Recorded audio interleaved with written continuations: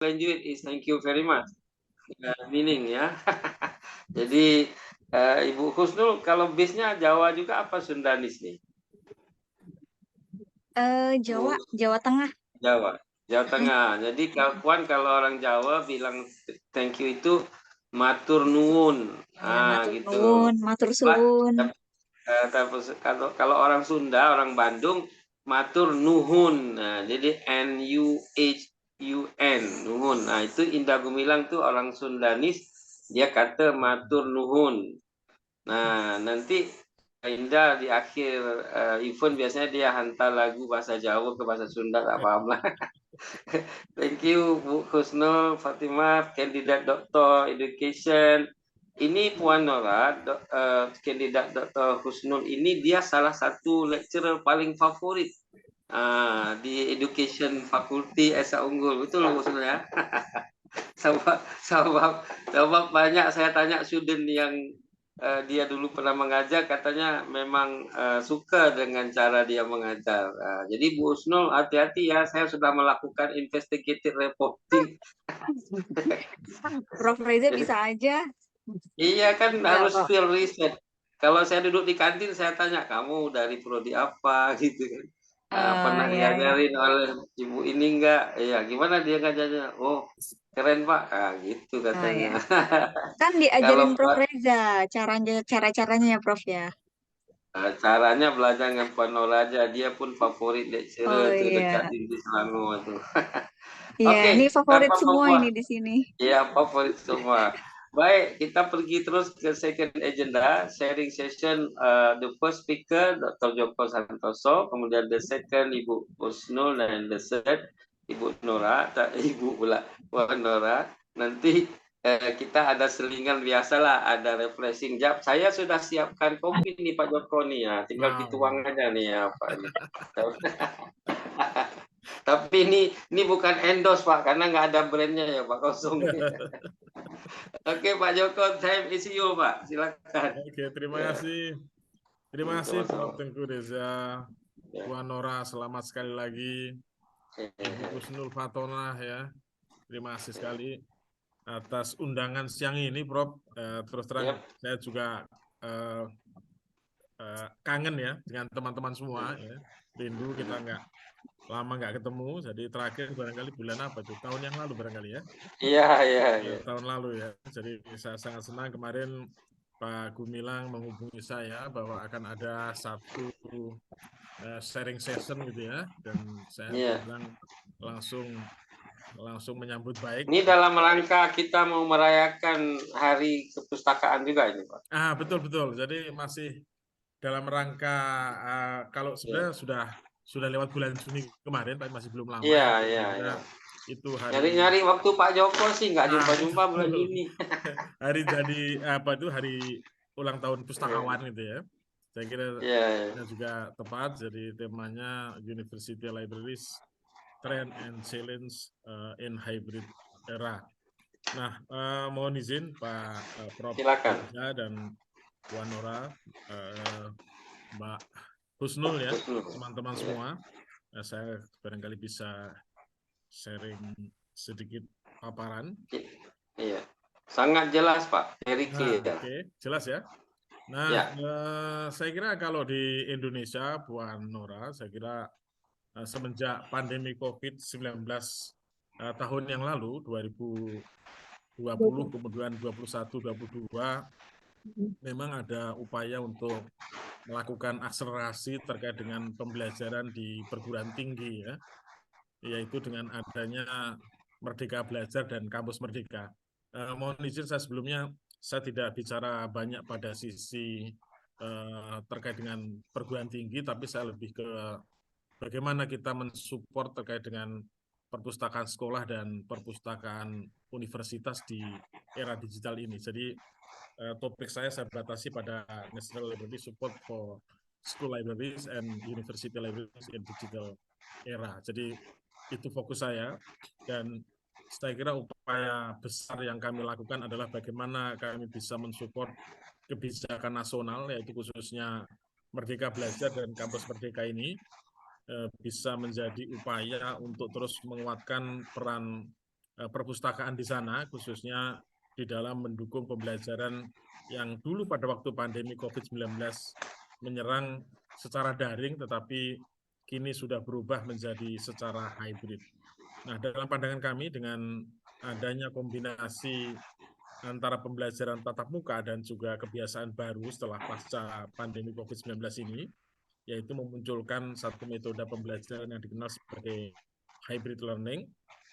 Metode belajar ini saya kira juga menggabungkan 2 atau lebih metode dan pendekatan dalam pembelajaran untuk mencapai tujuan dan proses pembelajaran, utamanya pembelajaran secara daring dan juga secara luring kalau istilahnya, atau secara onsite dan juga secara online. Nah, terkait dengan dukungan kami di dalam pembelajaran secara hybrid ini, ada beberapa aspek penting, terutama dalam tantangan perpustakaan, yaitu pertama, perpustakaan sebagai learning hub. Ini adalah upaya untuk terus bagaimana perpustakaan bisa menciptakan ekosistem literasi yang bisa menjadi agregat bagi tersedianya sumber pengetahuan dan juga akses ke pengetahuan secara mudah, secara cepat, termasuk juga pembelajaran secara formal dan informal bersama berbagai macam expert di bidangnya, utamanya dalam lingkungan digital. Yang kedua, tantangan terkait dengan ini adalah perpustakaan sebagai co-working space yang tidak hanya kita menyediakan ruang belajar dan sumber belajar, tetapi juga bagaimana kita bisa menumbuhkan kewirausahaan atau entrepreneurship, juga termasuk pertumbuhan ekonomi digital. Dan yang ketiga adalah perpustakaan sebagai inisiator digital publishing. Jadi kebutuhan terkait dengan konten-konten sumber pengetahuan digital ini nampaknya naik. Jadi kenaikannya kalau berdasarkan data IKP lebih dari 19%, yang semula barangkali basisnya adalah pengetahuan tercetak, sekarang sudah tumbuh pengetahuan secara digital. Nah, tentu dengan demikian upaya-upaya ini juga membangkitkan untuk melakukan publikasi kembali atau cetak ulang, tetapi dalam format digital, atau kami sebut sebagai republishing. Kemudian juga ada multimedia enrichment, terutama untuk melakukan akselerasi kepada pertumbuhan demografi demografi yang sudah berubah, utamanya generasi milenial dan juga generasi Z. Kemudian juga perluasan akses bagi generasi milenial yang mereka lebih menyukai konten-konten multimedia, tidak hanya konten-konten yang bersifat tekstual. Nah, yang keempat adalah bagaimana perpustakaan sebagai repositori pengetahuan nasional yang secara aktif tidak hanya kita hanya mengumpulkan berbagai macam sumber pengetahuan, tapi juga melakukan proses perekaman misalnya, atau recording berbagai macam fenomena dan juga peristiwa secara aktual, atau dalam pendekatan perpustakaan kita sebut sebagai history of the present. Kemudian juga melakukan digitalisasi berbagai macam konten, termasuk juga konten-konten yang lama barangkali, berbagai macam serials, ya, surat kabar, majalah, kemudian juga web archiving, termasuk juga dokumen-dokumen penting, termasuk berbagai macam jenis bahan perpustakaan dan pengetahuan secara dinamis. Dan yang tidak kalah pentingnya, tantangan yang kelima adalah soal transformasi perpustakaan berbasis inklusi sosial, utamanya untuk mendorong juga percepatan pemulihan ekonomi sebagai dampak COVID-19 pada beberapa waktu yang lalu. Nah, dalam pendekatan ini, perpustakaan secara aktif melakukan transformasi pengetahuan bagi masyarakat, utamanya di dalam mempertinggi atau meningkatkan literasi untuk mendorong munculnya kreativitas dan juga inovasi di masyarakat, khususnya yang berkaitan dengan kesejahteraan dan juga ekonomi. Nah, secara statistik, barangkali pernah saya sampaikan di pertemuan yang lalu bahwa jumlah perpustakaan di Indonesia ini paling banyak didominasi oleh perpustakaan sekolah. Jadi perpustakaan sekolah jumlahnya lebih dari 149.500. Ini data kami ambil 2022.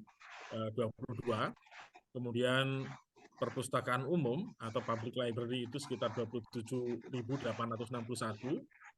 Special library sebanyak 5.327, dan untuk perguruan tinggi itu jumlahnya 2.724. Nah, dengan demikian upaya kami adalah terkait dengan mendorong ketersediaan dan akses pengetahuan khususnya pada sekolah yang jumlahnya lebih dari 80% dari total jumlah perpustakaan yang 149.500 ini, ya. Nah, inilah yang upaya besar yang kita juga lakukan. Nah, Bapak Ibu semua, terutama terkait dengan ekosistem digital, beberapa hal yang ini juga menjadi concern perpustakaan, utamanya perpustakaan nasional, yaitu juga melakukan transformasi perpustakaan digital. Nah, dalam pandangan kami, beberapa hal ini juga sudah menjadi program dan kegiatan yang terus kita lakukan.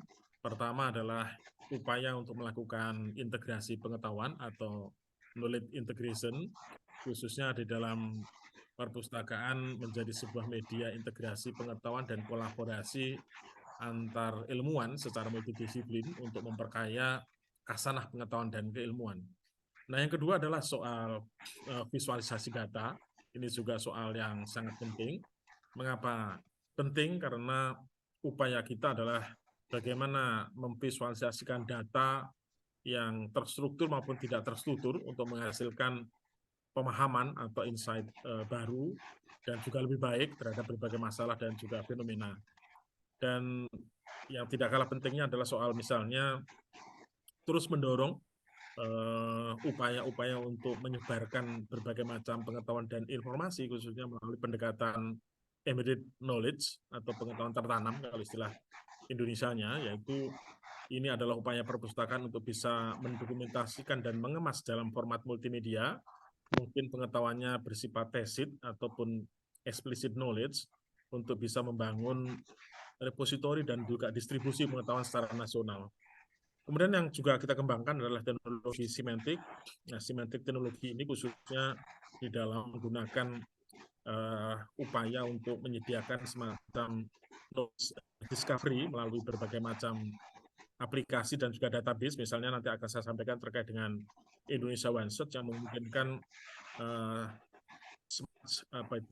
search gitu ya, pencarian secara lebih cerdas, secara lebih cepat, dan juga terintegrasi. Kemudian juga internet scale big data mining yang kita lakukan, mengingat pertumbuhan data yang luar biasa, kepentingan-kepentingan untuk menyediakan data secara nasional, misalnya dukungan kami terhadap Satu Data Indonesia untuk meningkatkan kualitas layanan publik terkait dengan memanfaatkan teknologi big data mining ini. Kemudian juga tadi saya menyinggung soal perubahan demografi ya, pada generasi milenial, generasi Z dan juga generasi Y, yang secara behavior mereka ini berbeda dengan generasi sebelumnya. Dan tentu upayanya adalah bagaimana pengetahuan dan informasi ini tetap penting dan relevan bagi mereka, bahkan make sense bagi mereka. Nah, untuk itu perpustakaan juga harus menyesuaikan perkembangan demografi dan juga perubahan perilaku di dalam akses dan penggunaan pengetahuan ini. Terus yang tidak kalah pentingnya tadi seiring dengan tumbuhan untuk kemudahan ketersebaran akses pengetahuan adalah digitalisasi pengetahuan atau knowledge digitization. Nah, perpustakaan melakukan transformasi bahan perpustakaan tercetak dan analog ke dalam format digital untuk kepentingan akses dan pelestarian atau preservation terkait dengan berbagai macam bahan perpustakaan dan juga dokumen. Nah, yang tidak kalah pentingnya, Bapak Ibu semua, adalah untuk mengoptimalisasikan ruang-ruang virtual kita. Ya, sekarang penggunaan sosial media juga sangat masif di Indonesia, tetapi yang tidak kalah pentingnya di dalam penggunaannya adalah bagaimana memperbanyak konten-konten yang positif, konten-konten yang bisa membangun produktivitas masyarakat dan juga kapabilitas setiap individu. Nah, upaya ini adalah tentu untuk menggunakan, memanfaatkan ruang-ruang virtual yang ada, khususnya di dalam kepentingan untuk bisa berbagi dan distribusi informasi dan pengetahuan yang sebisa mungkin juga serupa dengan ruangan fisik di dalam layanan perpustakaan. Nah, inilah upaya-upaya melakukan transformasi perpustakaan digital yang terus kita dorong.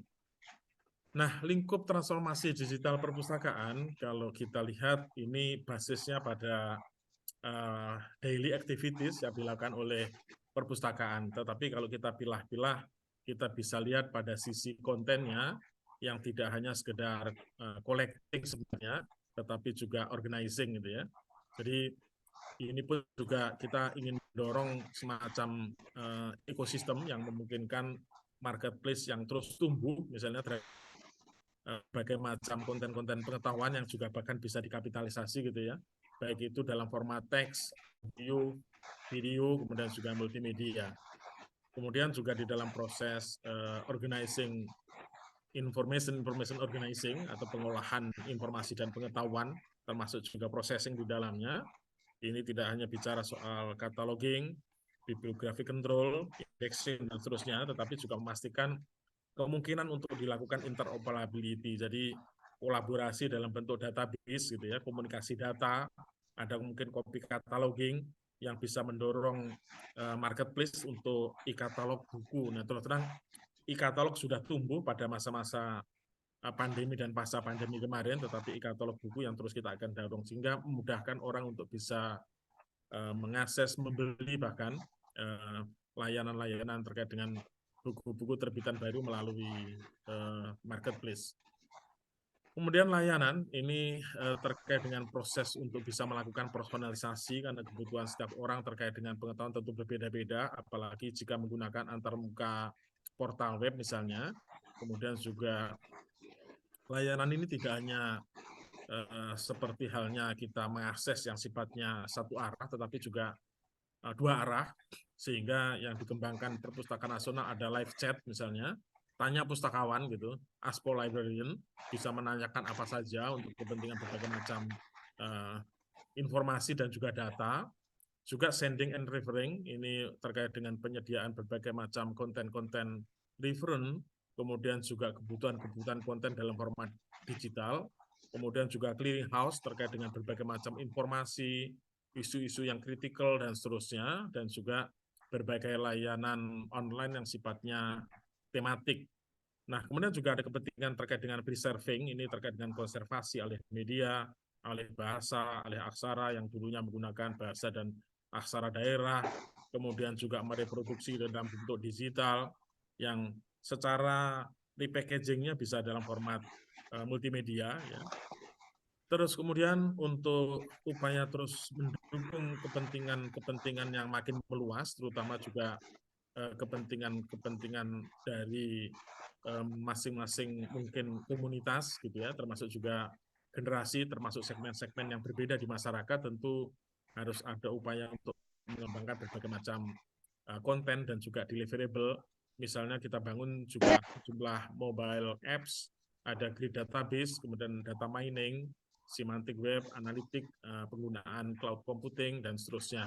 Dan ini pun juga mendorong perlunya kerjasama dan kolaborasi networking yang lebih luas, termasuk juga dukungan pusat data nasional, ini Kominfo. Dan dari sisi akses yang terus kita akan perluas dan kembangkan adalah soal bagaimana portal web, mobile apps, dan juga web tematik itu dipersonalisasi sesuai dengan kebutuhan user yang berbeda-beda, bahkan juga ramah kepada difabel, penggunaan metaverse misalnya, termasuk juga tadi yang saya sampaikan embedded knowledge, kita menggunakan teknologi QR code misalnya, ada titik baca yang kita sebarkan ke sejumlah wilayah yang memudahkan akses, tidak perlu install, cukup scan menggunakan QR code, kemudian konten-konten itu langsung bisa dinikmati. Nah, ini yang kami luncurkan Prof. Reza baru tahun ini bulan Maret yang lalu. Ini ada namanya Bintang Pusnas Edu. Nah, aplikasi ini berbasis pada apps, jadi mobile apps gitu. Nah, ini khusus diperuntukkan untuk siswa dan juga mahasiswa. Jadi ini spesial kita memang peruntukkan untuk mendukung kampus Merdeka dan Merdeka Belajar. Nah, dengan demikian memang dari sisi kontennya ini tidak sama dengan yang lain, ini memang khusus konten-konten untuk pembelajaran. Dan sasaran kami jelas itu untuk lingkup SD, madrasah ibtidaiyah misalnya SMP atau madrasah sanawiyah, SMA, SMK, madrasah aliyah gitu ya, termasuk juga perguruan tinggi, universitas, institut, sekolah tinggi, politeknik, akademi, dan juga akademi komunitas. Nah, di Bintang Pusnas Edu ini mudah sekali diinstal di Android maupun di iOS, kemudian juga di desktop gitu ya. Nah, ini ada konten untuk sekolah madrasah, judulnya 9.906, nah, kopinya lebih banyak lagi. Untuk perguruan tinggi ada 26.250 judul. Buku sekolah elektronik ada 1.121.000 judul.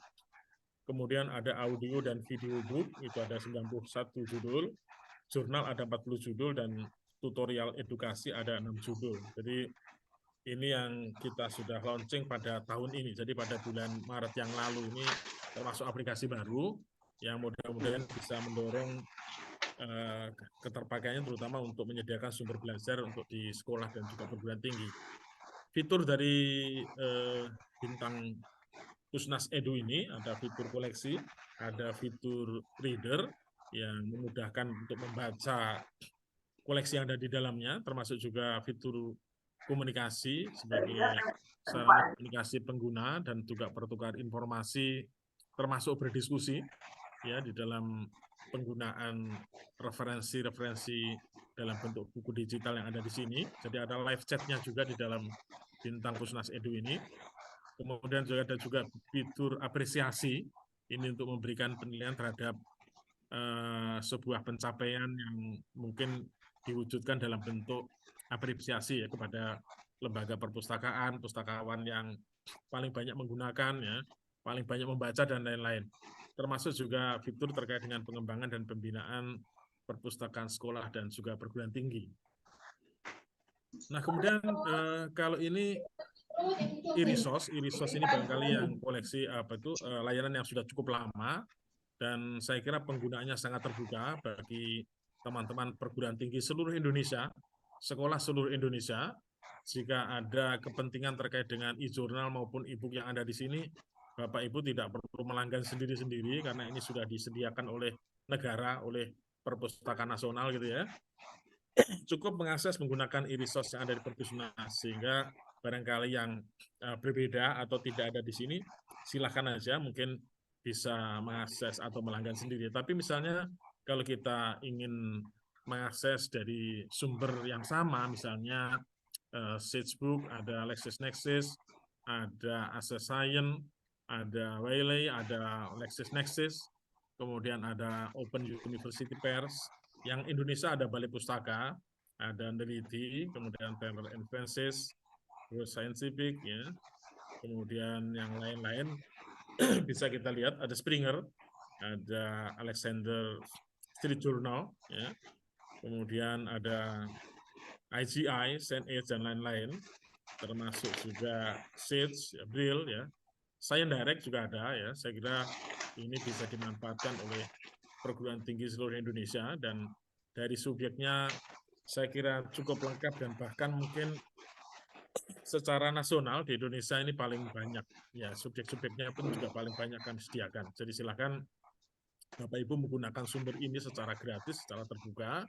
Kalau misalnya ada web dari perguruan tinggi Bapak Ibu, juga silakan untuk membuat link ke e-resource Perpusnas.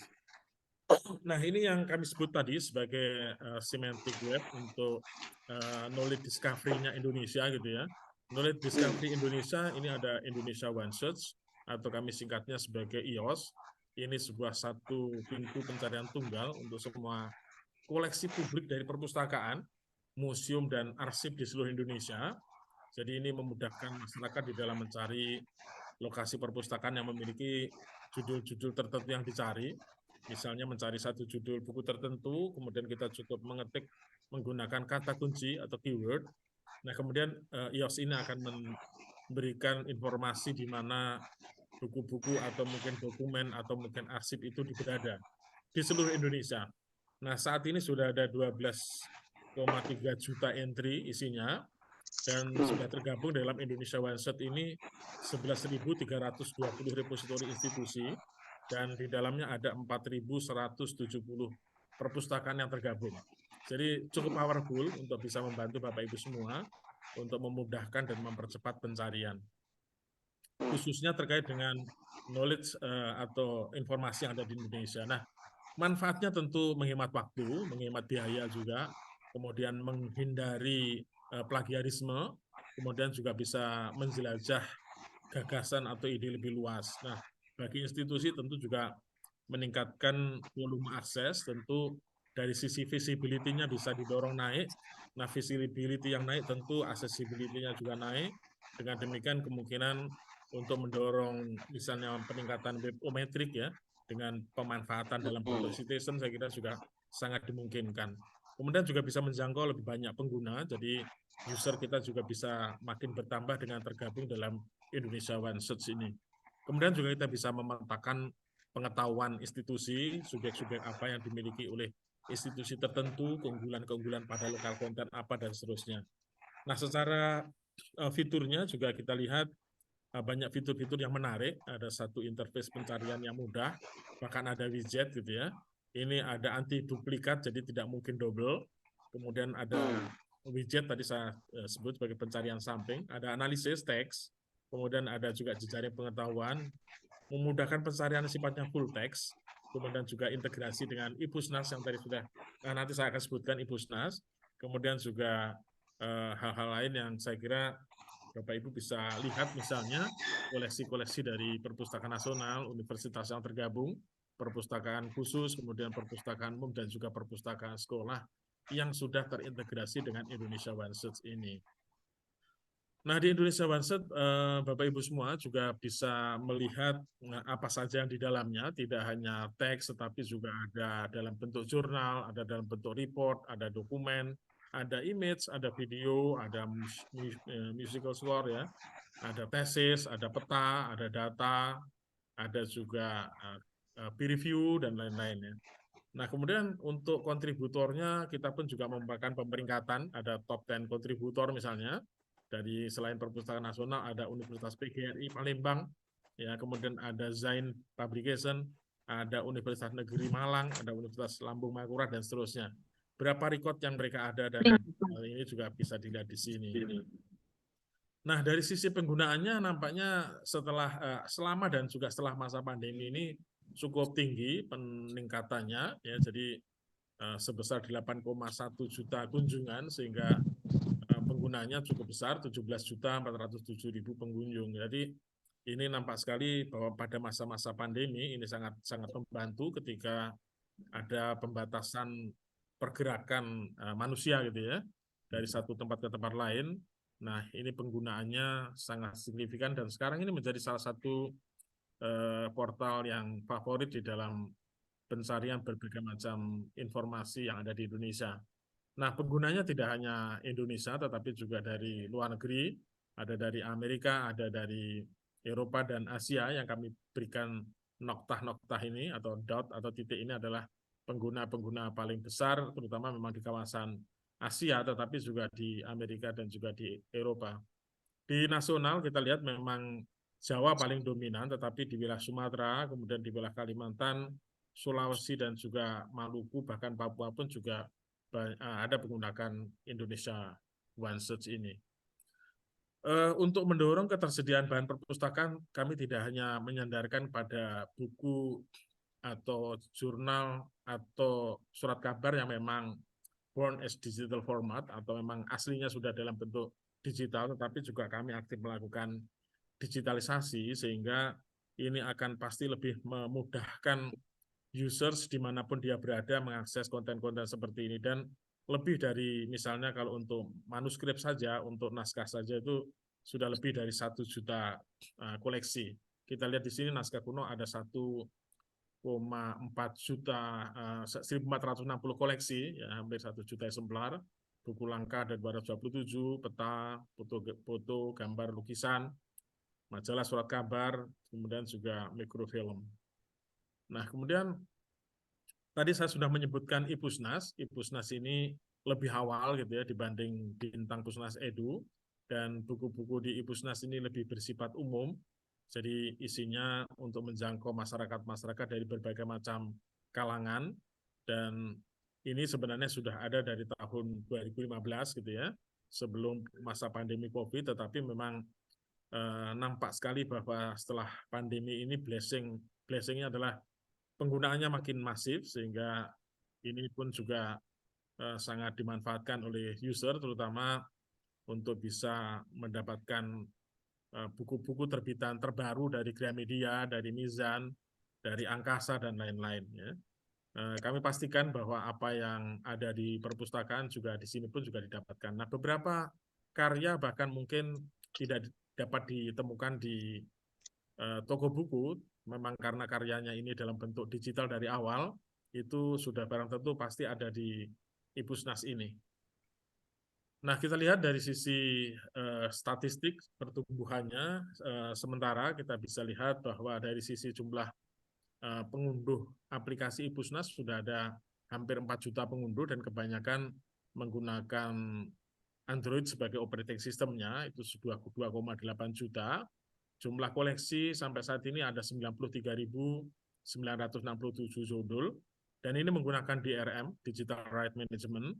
Jadi kita secara fair berapa kopi yang kita beli, penulis, penerbit, dan juga perpustakaan, kita memiliki perikatan yang secara trust kita bisa pastikan gitu ya. Jadi kalau kita beli 10 kopi berarti hanya 10 orang dalam waktu sama yang bisa mengaksesnya.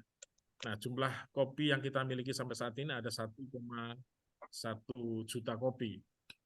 Kemudian ini berhasil bisa menarik banyak minat terutama pemerintah daerah untuk melakukan replikasi menjadi I-Jateng, I-Kaltim, I-Kaltara gitu ya, I-Jawa Timur dan seterusnya.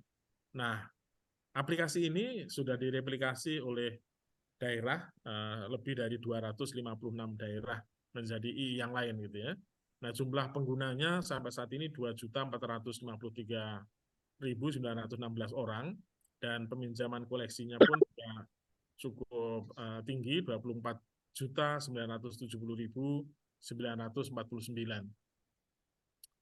Nah, dari sisi data penerbitan kali ini juga akan berkorelasi dengan soal ketersediaan berbagai macam sumber pengetahuan, terutama dalam format buku.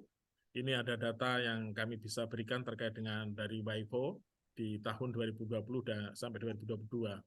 Nah, kalau kita lihat secara total pada 2022 ini, terbitan ini ada 2.690.000 yang sebenarnya ada pertumbuhan yang cukup signifikan semenjak 2020, khususnya di 50 negara, dan kita bisa melihat negara-negara mana yang cukup tinggi di dalam penerbitan, misalnya Inggris, kemudian Italia, kemudian Prancis, dan seterusnya, sampai ada 10 negara yang relatif tinggi.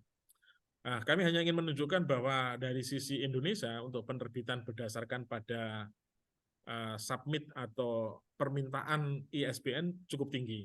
Jadi pada tahun ini misalnya kita ada 144.793 permintaan ISBN, dan ini adalah peringkat ke-6 dunia.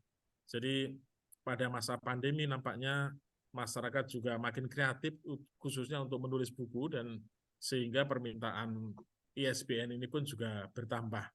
Nah, kita lihat data penjualan buku juga demikian, ada kenaikan pada masa-masa pandemi dan sampai tahun yang lalu. Nah, barangkali ini juga menjadi gambaran bahwa sebenarnya kebutuhan akan pengetahuan dalam bentuk format buku untuk mendorong ketersediaan pengetahuan di lingkungan sekolah dan juga perguruan tinggi pun juga meningkat. Saya memberikan data satu lagi terkait dengan Open Access Journal. Nah, di dalam data ini nampak sekali bahwa Indonesia juga menjadi top open access countries, terutama di dalam menyediakan sumber-sumber pembelajaran yang dapat diakses secara terbuka. Nah, dari ada 81% dari 20.000 jurnal artikel yang diterbitkan tahun 2017, dan pada tahun-tahun terakhir kami periksa juga demikian, ini bisa diakses secara bebas gitu ya. Dan nampak sekali bahwa artikel-artikel ini pun juga menjadi kepentingan yang utama di dalam menyediakan sumber-sumber belajar, sumber-sumber penelitian, menghasilkan riset dan lain-lain. Saya kira upaya seperti ini tentu harus kita dorong lebih banyak lagi untuk bisa menghasilkan banyak karya-karya yang bisa diakses secara terbuka gitu ya, apalagi bisa tersimpan dalam satu repositori nasional sebagaimana tadi kami sebutkan dalam Indonesia OneSet. Barangkali itu mengakhiri paparan saya. Terima kasih sekali lagi atas perhatiannya. Wabillahi taufiq wal hidayah. Wassalamualaikum warahmatullahi wabarakatuh. Salam. Kalau Pak Joko sudah berikan presentasi itu macamnya semua data kita kena ambil semua lah. Jadi memang penting sekali nih Bu Husnul supaya mahasiswa jangan lihat YLWA aja di handphone, tapi sekarang memanfaatkan. Jadi Bu Husnul kasih tugas PR, tolong keluarin handphone semuanya nggak gitu kan. Akses perpustakaan nasional. Nanti Bu Husnul bisa tanya-tanya Pak Joko juga. Ya, Ini Prof. pertanyaan sudah tanya dalam Itu email nih Pak Joko, nanti kita baca. Oke, itu lagu tahun berapa ya, ya Prof ya? Pak Bu Nur. Ya, itu tahun-tahun 80 ya Pak Joko ya. 80-an ya. Saya belum Tahun lahir berarti. 80. Wah, belum lahir. Iya, belum lahir. Bukan. Ya, Jangan bilang begitu dong, ketahuan banget kita dengan Pak Joko sudah senior. tapi Oke. jadi apa? Salah satu opsi lagu-lagu Iya, terbaik Indonesia lah, Prof. betul. Mahasiswa kita jarang dengar ya gitu. Iya. Oke, Oke. silakan Ya, Ibu. ya, terima kasih Prof Reza. Sebelumnya saya punya pantun nih ya Kalau sebagai Puan pembuka Nora nih. pernah dengar Krakatau nggak? Indra Lesmana, mungkin dia kenal juga kali Hmm, Puan Noranya. Oke. Tren digitalisasi perpustakaan dalam dunia pendidikan. iya. Wow. Saya mau Mana pantun dulu ya? nih Prof nih, boleh nggak Prof? Boleh nanti Puan Nora yang balas ya, saya diam Oh, aja. ya. Pantunnya Oke. tapi tidak lebih baik dari punyanya Prof Reza ya. Nah, air beriak Oh, tanda tak dalam. pantun. Air tenang seperti Asik. berlian. Izinkan saya mengucap salam Wow. untuk hadirin sekalian. Assalamualaikum warahmatullahi Yes. wabarakatuh. Mantap. Ya, selamat siang Bapak Mantap. Ibu dan rekan-rekan Itu kan sudah mahasiswa. kelihatan kan, Puan Nora. Puan Nora udah kelihatan tuh lecturer yang banyak ininya, penggemarnya ini. Enggak, ini karena saya sering dengar pantun dari Prof Reza aja jadinya tertular gitu ya. Ya Prof ya. Eh, Maksudnya itu aja sebenarnya. Oke, Iya, yang saya silakan. hormati Prof Reza selaku pendiri ya Prof ya, pendiri ALC. Lalu yang saya hormati Bapak Dr. Joko Santoso, MHum, Puan Noralina binti Muhammad Hussein MLI. Yang saya hormati juga Bapak Indah Gumilang dan rekan-rekan mahasiswa yang saya banggakan. Ya, pada kesempatan kali ini saya diberi kesempatan ya oleh Prof. Reza untuk sharing gitu. Tapi untuk saat ini sharingnya lebih ke arah apa ya? Berbagi pengalaman nih, Prof. Kalau tadi kan Yes. Pak Joko itu luar biasa ya informasinya ya, data-datanya apa sangat berguna gitu. Dan saya pun jadi mendapatkan banyak pengetahuan nih nanti untuk mahasiswa-mahasiswa saya nih Pak Joko nih ya. Jangan sampai mahasiswa zaman sekarang nggak tahu Ipusnas itu apaan gitu ya. Iya, apalagi Iya. tadi ada aplikasi terbaru ya, yang kebetulan saya juga akan mencoba gitu ya aplikasi itu ya.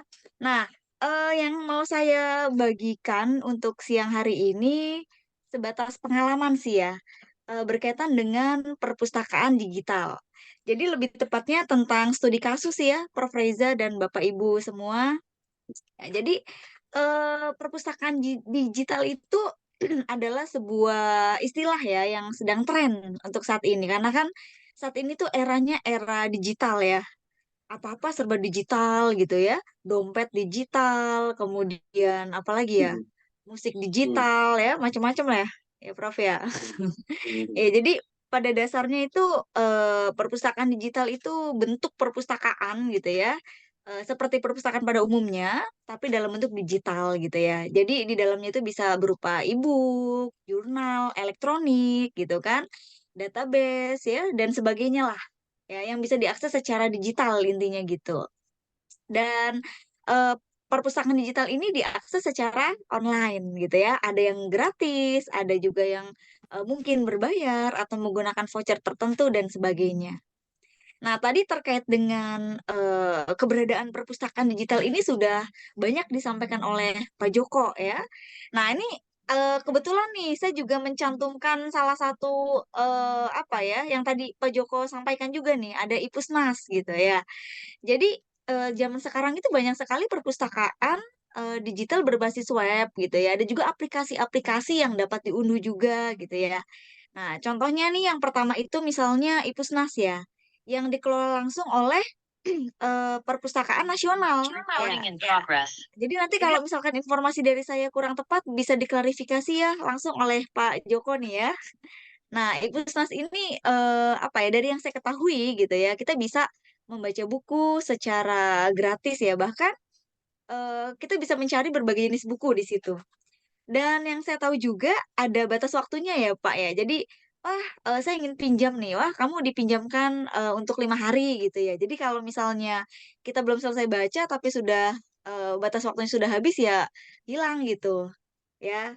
Nah waktu itu mahasiswa saya untuk skripsi banyak mengakses dari Ipusnas nih. Prof. Jadi ketika sidang skripsi saya tanya dapat bukunya dari mana, baca di mana. Dia menunjukkan Ipusnas ini gitu. Saya baca dari sini Bu. Tapi memang ada batas waktu peminjamannya gitu. Nah ini sangat penting sekali gitu ya untuk bahan rujukan mahasiswa. Lalu ada juga apa namanya Slims ya di sini ya. Dan ini juga Slims ini sudah lama juga ya hadir. Kalau Slims ini Kemendikbud ya, Kemendikbud yang mengelola gitu ya. Kemudian ada iJakarta gitu ya. Kalau iJakarta ini langsung dari Pemprov DKI gitu ya. Lalu ada Eprints. Nah Eprints ini apa ya lebih ke arah ini internasional gitu ya yang berkolaborasi atau terintegrasi langsung dengan website-website kampus dalam negeri gitu ya. Dan Eprints ini memang fokusnya itu ke perguruan tinggi gitu. Lalu ada Isantri. Nah, Isantri ini di bawah naungan Kemenak ya, Kementerian Agama. Jadi lebih ke buku-buku agama seperti itu. Nah, ini contoh aja gitu ya. Padahal sebenarnya lebih banyak dari ini sih saya rasa gitu ya. Jadi zaman sekarang nih ya untuk mahasiswa-mahasiswa gitu ya tidak ada alasan lagi tuh untuk tidak punya buku ya, tidak tahu nyari bukunya kemana gitu ya. Padahal akses untuk mendapatkan buku itu sangat terbuka lebar gitu. Kadang kan seperti itu ya mahasiswa ya, hanya mengandalkan internet gitu ya, tapi tidak masuk ke situs-situs atau website-website tertentu yang di dalamnya itu justru memberikan banyak literatur gitu. Ya, seperti itu ya. Oke, kemudian saya mau berbagi pengalaman. Jadi pada saat itu gitu ya, sekitar berapa bulan yang lalu ya, saya agak lupa gitu ya. Saya jadi dosen pembimbing lapangan untuk program kampus mengajar. Ini kebetulan angkatan 3 ya. Ini kasus yang saya ambil dari kampus mengajar angkatan 3. Jadi ini program kementerian juga ya. Jadi pada saat itu saya membimbing mahasiswa dari kampus UNES. UNES itu dari Semarang ya, Universitas Negeri Ya. Semarang. Nah, iya. Jadi ini 3 nih mahasiswa saya ceritanya. Dan kami ditugaskan di SMP Imtak Darul Rahim Jakarta. Nah, ini di daerah Cakung. Nah, dekat dengan Prof. Reza ya, Cakung ya. Dekat atau jauh, Prof? Yes, Ya, agak daerah Cakung. deket-deketin lah. Oh, deket-deketin ya, Bekasi, Cakung ya. Ya, jadi salah satu program dari kampus mengajar ini kan ada intinya ada 3 program lah ya, ada literasi dan numerasi, ada adaptasi teknologi, ada juga administrasi. Nah, di sini difokuskan pada literasi gitu ya, dan juga adaptasi teknologi gitu. Nah, jadi pada saat itu mahasiswa gitu ya, beserta saya dosen pembimbingnya melakukan observasi terlebih dahulu ke sekolah tersebut, khususnya dari sisi perpustakaannya gitu ya, bagaimana literasi di sekolah tersebut gitu. Dan ternyata memang pada saat itu kan masih peralihan ya antara pembelajaran daring dengan luring gitu. Jadi masuk setengah-setengah gitu. Jadi belum semuanya tatap muka gitu. Dan perpustakaan yang ada di sekolah kan otomatis tidak berfungsi dengan baik gitu ya, karena kan pembelajaran dilakukan secara daring pada saat itu ya, cukup lama. Nah, jadi ketika ditanya oleh mahasiswa saya juga pada saat itu kepada siswa-siswa yang ada di sana, mereka memang rata-rata ya memiliki minat baca yang masih kurang gitu. Dan ketika observasi ke perpustakaannya memang ya banyak juga buku-buku yang belum update gitu, buku-buku lama. Karena memang dari beberapa hasil observasi saya ke sekolah-sekolah ya, sekolah dasar atau SMP, ada beberapa sekolah juga yang buku-bukunya itu masih buku-buku lama gitu ya, buku-buku yang jadul. Jadi daya tarik siswa untuk membaca itu kurang gitu. Nah, gimana caranya nih supaya minat baca siswa itu bertambah gitu? Karena kan salah satu alasan siswa untuk apa ya, datang ke perpus gitu ya, misalkan malas atau apa tuh karena mungkin kurang tertarik dengan buku-bukunya yang ada di sana. Dan itulah yang terjadi. Sehingga pada saat itu mahasiswa saya gitu ya, berinisiatif untuk membuat, website perpustakaan digital untuk sekolah itu, gitu. Jadi bagaimana Bu kalau kami membuat, perpustakaan digital untuk sekolah ini? Karena memang perpustakaan, di sini pun lagi, dibersihkan, dirapikan kembali, disusun gitu ya buku-bukunya dan sebagainya. Jadi kurang memungkinkan anak untuk, datang rutin ke perpus. Akhirnya mereka membuat website, digital. Dan ini mulai diaktifkan di minggu ke-14, karena program ini berlangsung selama 18 minggu pada saat itu. Nah, kemudian akhirnya, membuat tuh ya platform perpustakaan digital, perpustakaan sekolah. Nah, karena memang basic saya pun bukan dari IT, basic mahasiswa saya juga bukan dari IT, jadi kami coba membuat perpustakaan digital ala kadarnya gitu, menggunakan website, gratis dari, Google Sites ya, yang semacam itu ya. Nah, jadi, lewat Google Sites ini kami merancang gitu ya pembuatan perpustakaan digital sekolah yang diberi nama Sibuk, gitu ya. Jadi Sibuk SMP Imtak Darul Rahim, seperti itu ya. Nah, untuk, isi dalamnya itu juga kami, membuat, apa ya, menggunakan Google Google Form, template-templatenya pokoknya berkolaborasi lah dengan Google Form, dengan, apa namanya, mengambil e-book dari, apa, website-website yang bisa diakses, seperti itu. Nah, ini contohnya nih ya. Mana ya? Nah, ini saya berikan contoh. Nah, ini. Nah, ini, apa, model perpustakaan digital sekolah, apa, SMP Imtak tadi gitu ya. Awalnya mahasiswa berencana memasukkan, username gitu. Jadi ada sebelum masuk perpus ini nih, login dulu deh gitu kan. Nah, tapi ketika kita berdiskusi gitu ya, kami berdiskusi ternyata kok kesulitan gitu ya. Karena itu tadi, basic kami tuh nggak ada yang basicnya tuh paham tentang, coding dan sebagainya gitu. Jadi ketika membuat sistem login, kok susah ya gitu. Ya udahlah akhirnya kami alihkan dengan website yang lain gitu, yang sebenarnya, ya udah deh nggak perlu login aja gitu. Nah, kami pernah menggunakan website ini nih, tapi ternyata dibatasi 10 orang, 10, 100, sementara jumlah siswa lebih dari 100. Jadi bagaimana ya mengaksesnya kan susah juga ya, karena lebih dari 100 jumlah siswa di sekolah itu. Ya udahlah akhirnya nggak usah pakai login-loginan segala gitu. Nah, jadi kami akan memonitoring siswa itu berdasarkan resume dari buku-buku yang sudah dibaca siswa. Jadi ada kunjungannya di situ, terbaca gitu ya. Dan ini tidak secanggih, apa, pemaparan yang tadi Pak Joko ya, karena kan, apa namanya, beda pembuatnya gitu ya. Nah, jadi ini konsep awalnya seperti ini tadinya tuh, jadi kita tahu nih yang masuk siapa saja, yang menggunakan perpus digital ini siapa saja gitu ya. Tapi akhirnya, tidak bisa gitu kan, susah gitu karena kita nggak paham coding-codingan juga, akhirnya udah dibuat umum saja begini. Nah jadi, siswa bisa masuk gitu ya, melalui Sibuk ini secara, mudah, lalu siswa mencari itu, ya kita membuat, apa namanya, sub-subnya gitu. Oh ada buku cerita rakyat, antologi, buku biografi, ada buku pelajaran dan sebagainya gitu ya, ada di sini gitu. Lalu, bisa diunduh juga ya, bisa di-download juga oleh siswa dan setelah siswa tersebut membaca ya, nah di sini ada kartu kunjungan gitu. Jadi kita bisa tahu, berapa banyak siswa yang, membaca pada hari ini gitu ya. Jadi ada kartu kunjungannya gitu. Lalu ada, kritik dan sarannya seperti apa gitu. Nah ini contohnya nih misalnya ya, jadi di akhir, siswa akan dimintai untuk menuliskan tanggal kunjungan, kelas berapa, buku apa yang dibaca, ya halamannya apa, sama ringkasan gitu. Apa sih yang mereka pahami dari buku yang mereka baca?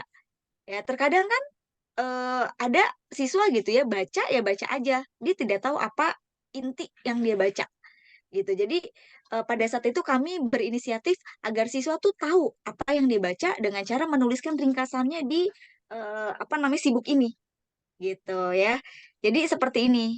Nah, ini kritik dan sarannya juga ada gitu. Jadi ini pengalaman saya gitu ya dan juga mahasiswa-mahasiswa kampus mengajar untuk menarik minat baca siswa dengan cara membuat perpustakaan digital yang tentunya masih sederhana gitu. Nah, dan alhamdulillah sih ini direspon baik oleh siswa gitu ya. Banyak juga siswa yang mulai membaca dan mulai mau untuk menuliskan gitu, mengetik kan. Jadi mereka bisa memanfaatkan handphonenya gitu ya, mengetik apa yang sudah mereka baca gitu. Mereka paham sejauh mana gitu. Nah, ini kemudian saya mau coba apa namanya ngasih contoh ya. Nah, mana ya?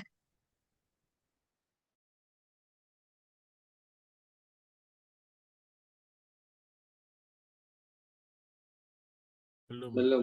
nggak share Belum screen ya? soalnya. Oh, belum di share screen ya? Oh iya, iya lupa saya. Mana tadi? Oh iya ini ya ampun. Oh iya ini. Nah, bentuk aslinya begini nih bentuk-bentuk fisiknya gitu ya. Jadi masih bisa diakses gitu. Jadi siswa-siswa di SMP ini masih bisa menggunakan perpustakaan ini gitu. Nah, ini contohnya gitu. Jadi buku-buku yang ada di sekolah kan memang belum banyak yang apa ya, yang baru-baru gitu ya. Jadi untuk memfasilitasi ini fasilitas tambahan saja sih ya. Jadi misalnya siswa mau baca apa ya? Misalkan mau baca cerita rakyat gitu.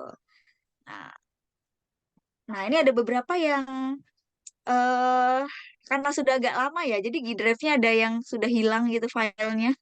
Tapi nanti ini akan diperbarui atau ditambah kembali ya. Misalnya ini deh. Ya. Nah, nanti siswa bisa baca di sini gitu ya. Nah, ini misalnya gitu atau bisa diunduh langsung gitu ya dari buku-buku yang ini gitu. Nah, ini contohnya gitu. Kemudian misalnya apa lagi ya? Kita balik ke sini nih.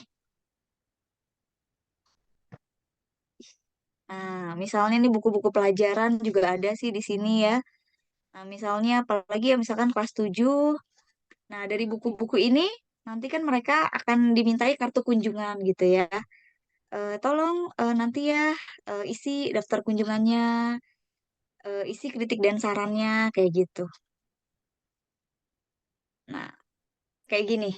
Intinya bentukannya sih seperti ini. Ini salah satu produk dari kegiatan kampus mengajar untuk mendukung salah satu program pemerintah lah yang berkaitan dengan tadi adaptasi teknologi, literasi dan sebagainya. Gitu. Nah, berdasarkan informasi dari Bapak Doktor ya, Bapak Doktor Joko Santoso. Nah, itu akan menjadi informasi tambahan bahwa siswa itu juga bisa mengakses website lain gitu, selain perpustakaan digital sekolahnya gitu. Dan itu bisa diinformasikan sesedini mungkin kepada guru-guru maupun siswa-siswa yang ada di sana. Gitu. Gitu kira-kira Prof. Reza pemaparan yang Wow. singkat dari saya berbagi pengalaman saja gitu ya. Iya, yang menarik sekali. Gitu Dia ya. bukan Nanti pantunnya untuk kita balas. dia yang difaraikan tuh. Ataupun semua Iya. harta nak dia tahu. Gitu saja Prof. Siapa Terima dia yang difaraikan ni? kasih. Tak mengaji. Baik, Ya. nanti kita balas pantunnya selepas Wan Nora bagi sharing. Oke, siap-siap. Atau Wan Nora Ya. nak balas langsung, saya pun tak tahu. Wan Nora, time is you right now is the third speaker. Kita akan hantar lagu nanti selepas you cakap. Oh ya ke? Tidak My selalu. not so okay because here we are actually heavy rain dekat sini. Oh, Okay, kejap bro. Kejap ya. baguslah. Biasa panas dekat Shah Alam, sekarang sudah turun hujan pula. Itu karena Pak Joko sudah mendoakan yang baik-baik, turun hujan dekat Selangor. Okay. Iya. Saya pun jadi takut pula nak present sebab semuanya hebat-hebat belaka. Pak Joko hebat, Ibu Husnul Fatonah pun. I was like, wow, I don't know about my slides. Basically, slide saya prepare untuk student sebab according to Pak Indah, according to Prof. Reza, most of the apa orang kata penonton kita adalah student. So saya prepare the slides is actually memang specially for students. So you guys can keep my notes and apa ni and I need some ideas daripada yang lain sekiranya ada penambahan dan sebagainya lah. Okay. So notes dia basically sama je Prof. Dia memang pensyarah mengajar student. So dia tak ada macam very amazing macam Pak Joko. I tengok pun I was like wow, so nice. Saya suka, saya jatuh hati tengok Pak Joko punya slide. Okay, and I learned a lot from Pak Joko daripada segi perpustakaan as a learning hub. And then we are optimizing library virtual space. Basically, whatever yang Pak Joko mentioned just now to us is actually in my slide too. The only thing, what I want you guys as student especially, you actually need to identify what is the hybrid library, what is the virtual library, what is the digital library. So, you takkan confuse. Basically, student ni akan confuse bila dosen mengajar you tentang digital library. So, digital library and bila you heard about virtual library, you will think the same thing. It's a bit different. So, dekat saya punya slide, I differentiate a few types of library yang orang kata rasanya macam selari lah dengan kehendak tajuk Prof. Reza. Okay. So, let me share my slide. Prof, lama tak present saya jadi macam ingat saya bukan karena lama tak present, karena orang baru ada jadi lain. Okay, alright. Okay. Okay, very clear, very clear. Yeah. Okay. Yes. I need to record the things. Okay, so basically, we are looking into mana pula? Pelari pula. Sekejap. Ya. Sekejap ya. Sorry.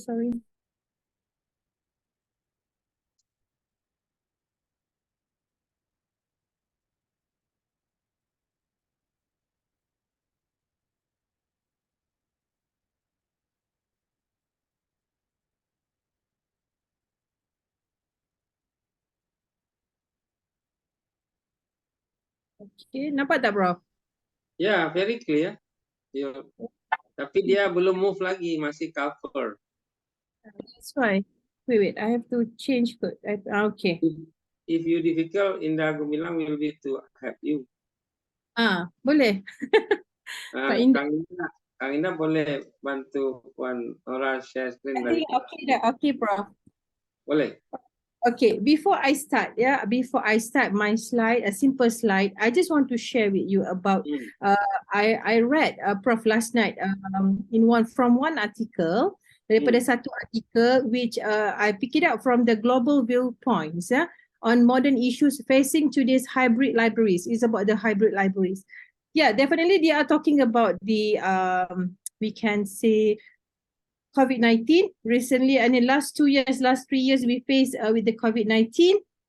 So I picked 2 questions from Susan Wan, Canterbury University. So the question that they point to her is, how has the COVID-19 pandemic shaped the way that libraries pursue research content, acquisitions and implementations of these resources? So she mentions that library offered service and resources in physical and virtual spaces for quite some time. Meaning, yes, before this we have to notice, kita terima di mana library kita di Asia tengah kita berkata dia chase untuk selari dengan negara-negara barat kan. Maksudnya orang kata daripada segi teknologi tu kita mengejar untuk sama dengan mereka. So memang kita ada hybrid libraries ni sebelum ini, iaitu di mana traditional library dan juga digital library. We are actually memang ada. Tapi kita betul-betul menggunakan that kind of library ataupun kita betul-betul menggunakan digital macam Ibu Fatona cakap tadi adalah masa COVID-19 yang saya nampak, pendapat saya. Memang everybody actually is like a haywire for a few weeks or months, yeah. And because we like us, kita kan students, university dia akan prepare a few things untuk student. Bagaimana student tu nak membuat progress. Bagaimana student nak cari maklumat. Dia macam double saya pun. No problem. Okay. So daripada situ kita dapat lihat di mana library dan juga universiti bekerjasama. Okay, so akan ada satu hub center yang mereka buat macam di Unicell kita panggil e-learning. So e-learning ni work together dengan Unicell Library. So we are actually provide content and collection, maksudnya work each other lah antara satu sama lain. So daripada segi kelas dan sebagainya, kita memang menggunakan all the what do you call it, all the facilities yang library bagi. Okay?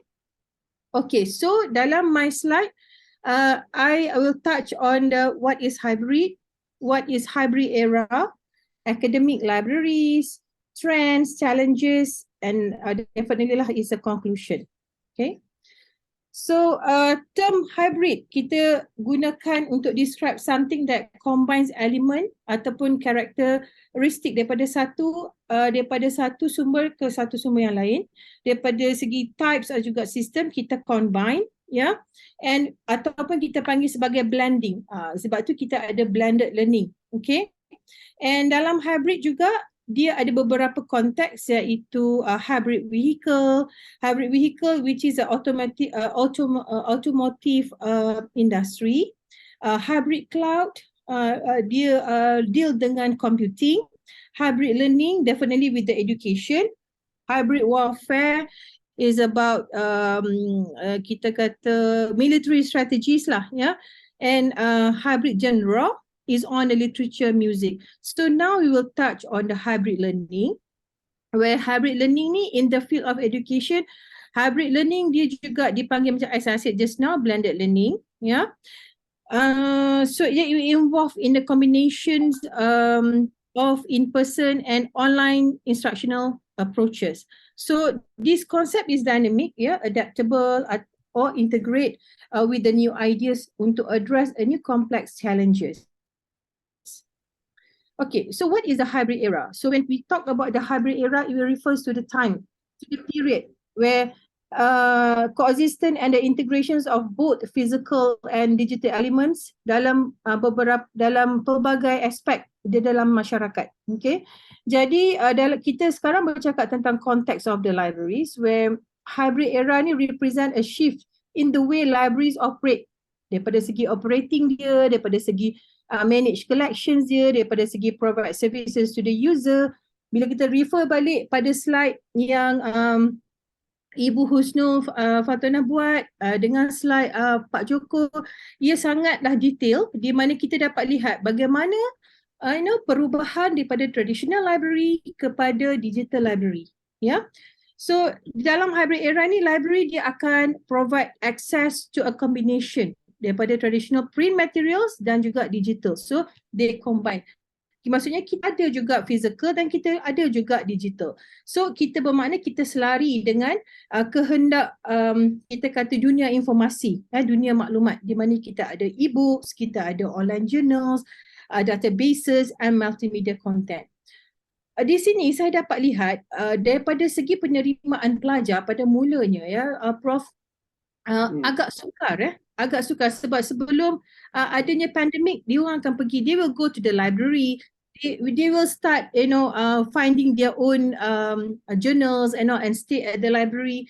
But when kita face the COVID-19, everybody has to be at home, quarantine kan. So kita dah tak boleh nak keluar. So itulah permulaan yang agak sukar bagaimana kita nak mengubah daripada norma yang biasa ni kepada norma yang agak luar biasa. Ya. So untuk dia membaca, untuk dia fokus kepada sesuatu artikel. Contohnya, saya rasa pelajar-pelajar universiti ni ada kesukaran untuk fokus online journal. Dia nak baca journal tu selalunya kadang-kadang kita lebih suka print kan Prof? Kita suka hard copy. So bila dah macam ni, kita dah memang deal dengan situasi yang tidak membenarkan kita keluar dan kita hanya perlu menggunakan internet dan sebagainya. Itu memerlukan pelajar itu fokus. Jadi bagaimana kita nak membuatkan that the students tidak boring. Sebab itulah adanya a creation of a new macam digital library, macam Ibu Husno buat, macam mana perpustakaan Pak Joko, bagaimana perpustakaan Indonesia. Sebab tu mereka perlu mempunyai pelbagai jenis or maps of information collection. Okay, sebab apa? Sebab kita tak nak the user feel boring.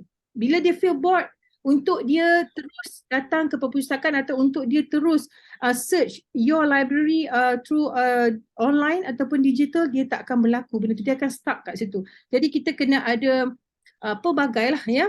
So it will embrace the digital technologies to enhance their service. They have to enhance their service.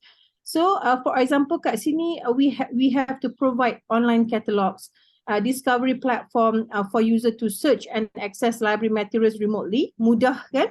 And then library juga akan offer virtual reference services, interlibrary loan services and digital delivery of document. So the impact yang tadi bila saya tengok tadi optimizing library virtual space, lepas tu ada banyak juga yang saya jot down kat sini yang Pak Joko punya. Ada di dalam ni, dalam slide saya sedikit ya, di mana saya menerangkan di mana impact kepada library space and facilities indirectly incorporate with technology and digital infrastructure. And ia juga provide a computer workstation, Wi-Fi access, multimedia rooms and collaborative space either in physical and digital interaction. So now we focus on the academic library, where academic library in Malaysia and also in Indonesia, definitely we are actually attached to the higher education institution, and we serve two complementary purposes to support the curriculum and the research of the university faculty and the students. So, and to meet tremendous information explosions and high demand of information, library now change into the digital library concept or virtual library. So due to digitizing the library resources and fast-changing technology, a new type of library is came in a hybrid area. Maksudnya kita ada juga traditional into the physical and kita juga ada digital. So dalam satu artikel daripada Dr. Manoj Kumar, dia highlight dekat sini, dia kata we are in the digital age where every speck of information of any era is available in electronic format.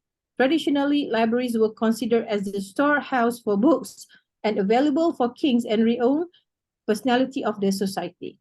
Okay, so this is yang saya mention tadi, di mana kita ada traditional library dan kita juga ada digital library, electronic library and virtual library. So saya ada buat sedikit nota di sini supaya para pelajar ya, mahasiswa-mahasiswi dapat membezakan sedikit ya tentang digital library, electronic library dan juga virtual library. Okay, I have a spelling error dekat situ, nanti saya betulkan. Okay, so in the digital libraries, services are fully automated and all resources in digital form. Itu bezanya. And this library dia adalah heterogeneous dalam in nature and include work related to information and how to digitize, to store to find, link, visualize, use, publish, manage, and share information. So they have in two forms, where born digital and digitalized. Yeah. So in born digital, these information are digitally created and stored, where the digitalized information is in physical formats, print format, with the help of appropriate hardware and software. So it's converted into digital format or in the electronic format. That is a digital library. So kena faham yang itu. Okay. How then bila kita look at into the electronic library, it's a collection stored in electronic format seperti CDs, DVDs, microforms, and other media, and accessible by any medium seperti laptops, iPad, CD player, DVD player, and etc. lah. And kalau kita lihat dari segi virtual library, those library that are not in real life. So kita akan mendapat kita dapat pergi ke library tu melalui links, links ataupun data yang kita ada, di mana kita memerlukan internet. Itu perbezaan dia yang sedikit. Cumanya kenapa saya highlight, kadang-kadang based pada pengalaman saya, pelajar-pelajar saya sendiri, ada yang tidak boleh membezakan apakah itu digital library, apakah itu virtual library, apakah itu hybrid library. Electronic library. Jadi kita tak nak, bila kamu adalah pelajar sains maklumat, pelajar pengurusan perpustakaan. Jadi kamu kena clear benda-benda ni. Kan? Saya rasa macam saya dalam kelas pula. Okay. So ada banyak trend yang dapat lihat kat sini. Ada dalam tak salah 6 ke 7 trends, tapi saya akan pergi sepintas lalu dan kamu boleh baca slide saya nanti ya. So dalam trends, dalam digital transformation, saya ada juga spelling error kat situ. With increasing availability and accessibility of digital resources, academic library shifting to digital collections. Apakah what kind of collections yang kita transfer tu? Iaitu dalam e-books, dalam online journal, dalam juga ada electronic material. So daripada situ juga library akan invest daripada segi keuangan, di mana daripada segi infrastrukturnya, daripada segi licensing agreements dia kena hantar staff training, untuk staff tu lebih efektif untuk tahu menggunakan bahan elektronik ataupun bahan digital yang library sediakan. Ya, kalau kata library you tu terlalu indah, terlalu canggih, gah kita kata. Tapi kalau staff dia tidak qualified, staff dia don't have skill, they don't know how to cooperate that digital resources. How can they teach people? They cannot teach people, and dia akan jadi gajah putih kat situ. Okay, so we go to the hybrid collection, where library, they are managing both physical and digital collections, in terms of organizing, providing, and they also have to ensuring preservation and long-term accessibility. And again, kita tengok juga dalam trends juga, dia juga melibatkan user expectation changes. Dalam user expectation changes, we are talking about academic library, definitely lah student, lecturers, researcher yang memerlukan, yang you expect instant access. You nak access tu cepat. Macam tadi, kamu tengok kedua-dua speaker kita bercakap tentang perpustakaan mereka, okay, semua nak maklumat tu cepat. Jadi dia dalam digital lah. Okay, so user expectation dia akan melibatkan 4 perkara, di mana they want user-friendly interfaces, they are offering personalized services, they are providing remote access to the resources, and adapt user expectation. All right. And in the trends again, you can see how the data management and research support. So library, definitely they will do research. Library ni, bila dia nak sesuatu yang baru, all the staff ataupun orang-orang yang tertentu, dia akan buat research. Bila jadi seorang pustakawan, kamu tidak akan lari daripada melakukan ataupun menjalankan research. Kena jadi seorang pustakawan yang knowledgeable, pustakawan yang rajin mencari sesuatu yang baru to enhance your library. So in here, in data management and research support, you are actually need to have providing data management service, research impact matrix, and research software support. So bila dia involved dalam supporting research activity, these three things selalu berlaku dengan mereka lah. Okay. And this one, information literacy and digital literacy. Ini macam sama macam tadi Ibu Husnul Fatonah explain tentang perpustakaan sekolah yang mereka bantu.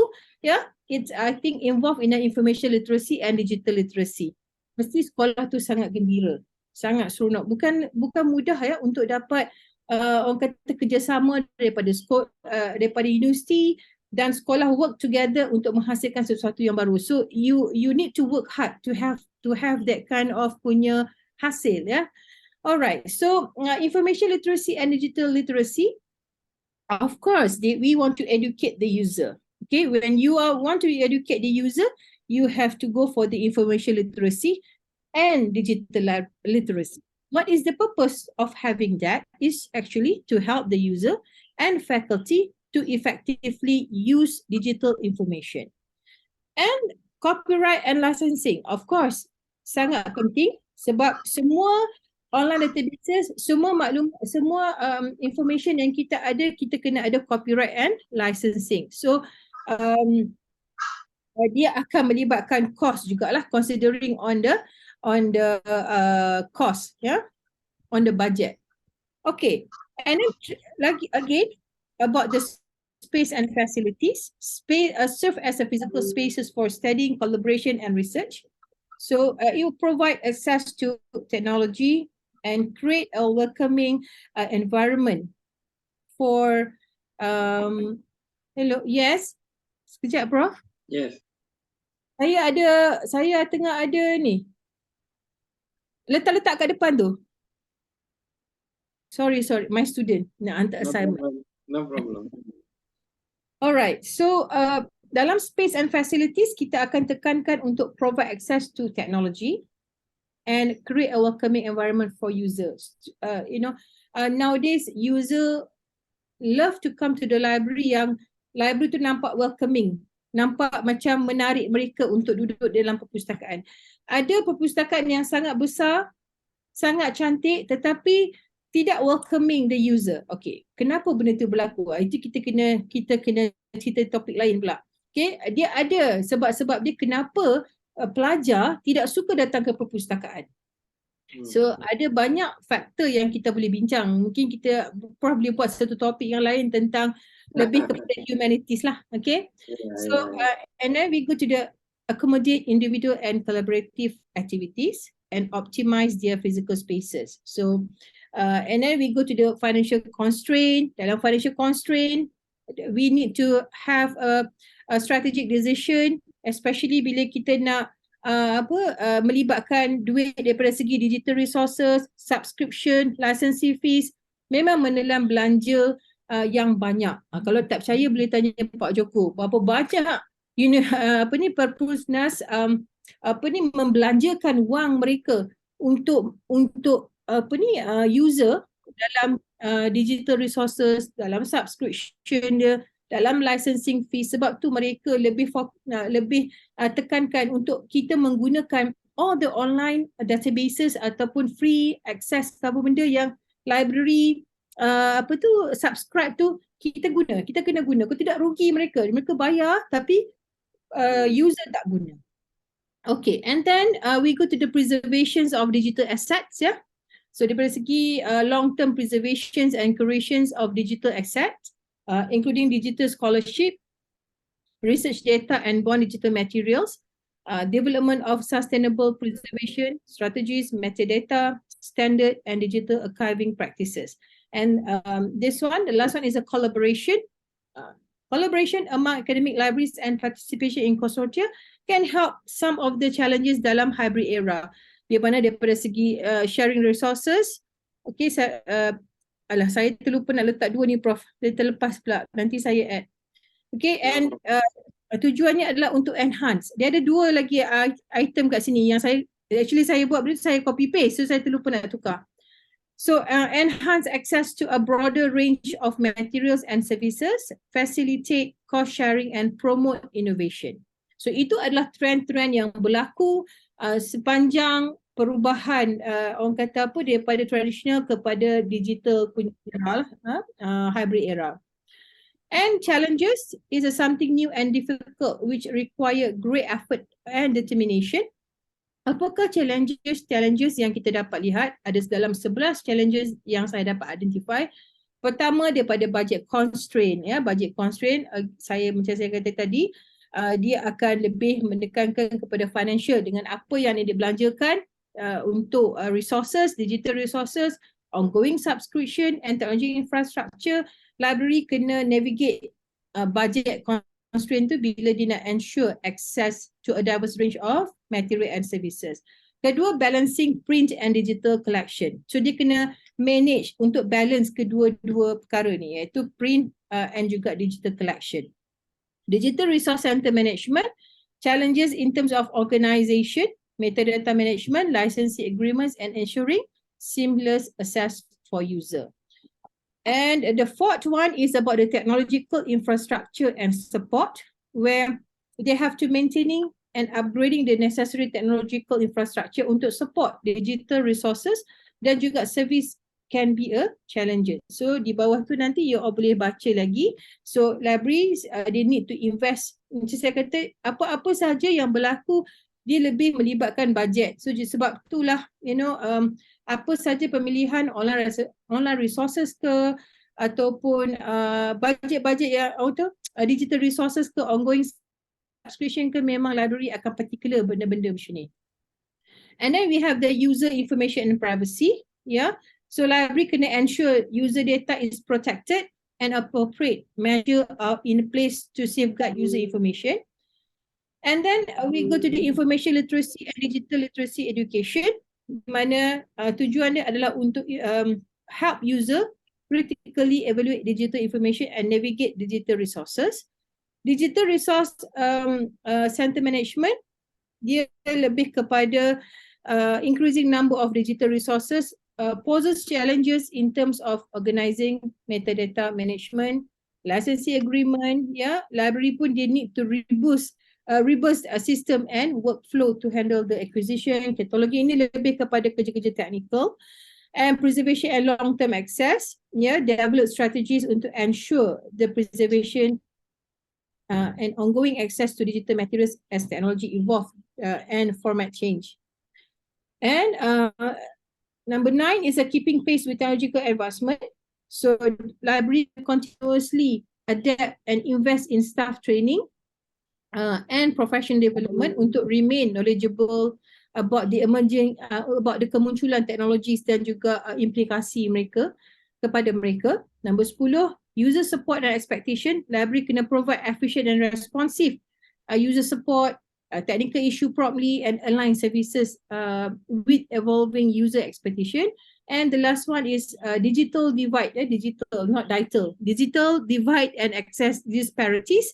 So face challenges in addressing disparities in access to digital resources, particularly among underserved communities. So tujuannya adalah untuk explore strategies to bridge the digital divide and ensure equitable access to information and services. So as a conclusion, overall, academic libraries in the hybrid era need to embrace digital transformation. They can adapt the changing user expectation and provide comprehensive support for research while still maintaining a physical presence and addressing financial and preservation challenges. So thanks for listening.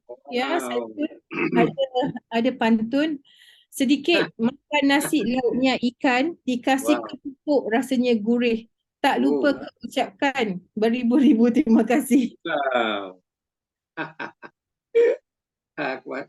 Bu Husnul sudah dibalas pantunnya itu, ya. Jadi sudah satu-satu ya. Boleh ini kita ini rupanya ada yang belum saya ketahui. Oke. Perpustakaan sebagai co-working space itu menarik sekali bagi saya tadi, karena dewasa ini di Jakarta banyak muncul kafe-kafe setelah COVID dan juga di banyak kota lain. Namun mayoritas di antaranya untuk kongko dan hangout. Di Bali sudah banyak kafe yang ada dilengkapi dengan library. Bagaimana sebaiknya mendorong kafe-kafe di Jakarta untuk menjadikan co-working space-nya bisa juga untuk optimalkan fungsi library. Nah, itu pertanyaan pertama. Ya. Kemudian kedua dari Nur, ini singkatan ya. Tadi Pak Joko menunjukkan diagram jumlah perpustakaan umum. Ada lebih 27.000 di Indonesia. Sebenarnya bagaimana kebijakan pengelolaan dan pengembangan kepustakaan di Indonesia? Sebab saya melihat ada kesan perpustakaan di daerah lebih pada show fisikal, namun masih kurang menarik untuk dimanfaatkan. Bagaimana hasil observasi Pak Joko? Ya. Itu dari Nur, tapi dia tambah lagi satu pertanyaan nih. Dari Nur, industri penerbitan yang Bapak sampaikan tadi di era global, mohon sedikit lebih dieksplor Pak, apakah trennya Pak highlight terkait dengan industri ini. Oke, itu untuk Pak Joko. Kemudian saya baca untuk Bu Husnul ya, dari Rahma dan Yani. Tadi menarik sekali Ibu Husnul menyampaikan soal digital library di sekolah. Oleh karena digitalisasi sangat familiar pada milenial, bagaimana pengamatan Ibu terhadap guru-guru yang senior di sekolah terkait dengan intensitas mereka menggunakan library? Apakah justru siswanya yang aktif sementara gurunya kurang? Bagaimana yang Ibu lihat? Nah, itu pertanyaan dari Rahma ya. Kemudian dari Yani, saat ini buku sudah lebih banyak berupa e-book. Tidak seperti dulu waktu saya masih sekolah menengah bersifat fisikal book. Sebenarnya yang mana lebih menstimulus atau lebih menstimulasi minat kita membaca buku antara yang physical book dengan yang e-book? Nah, itu pertanyaan.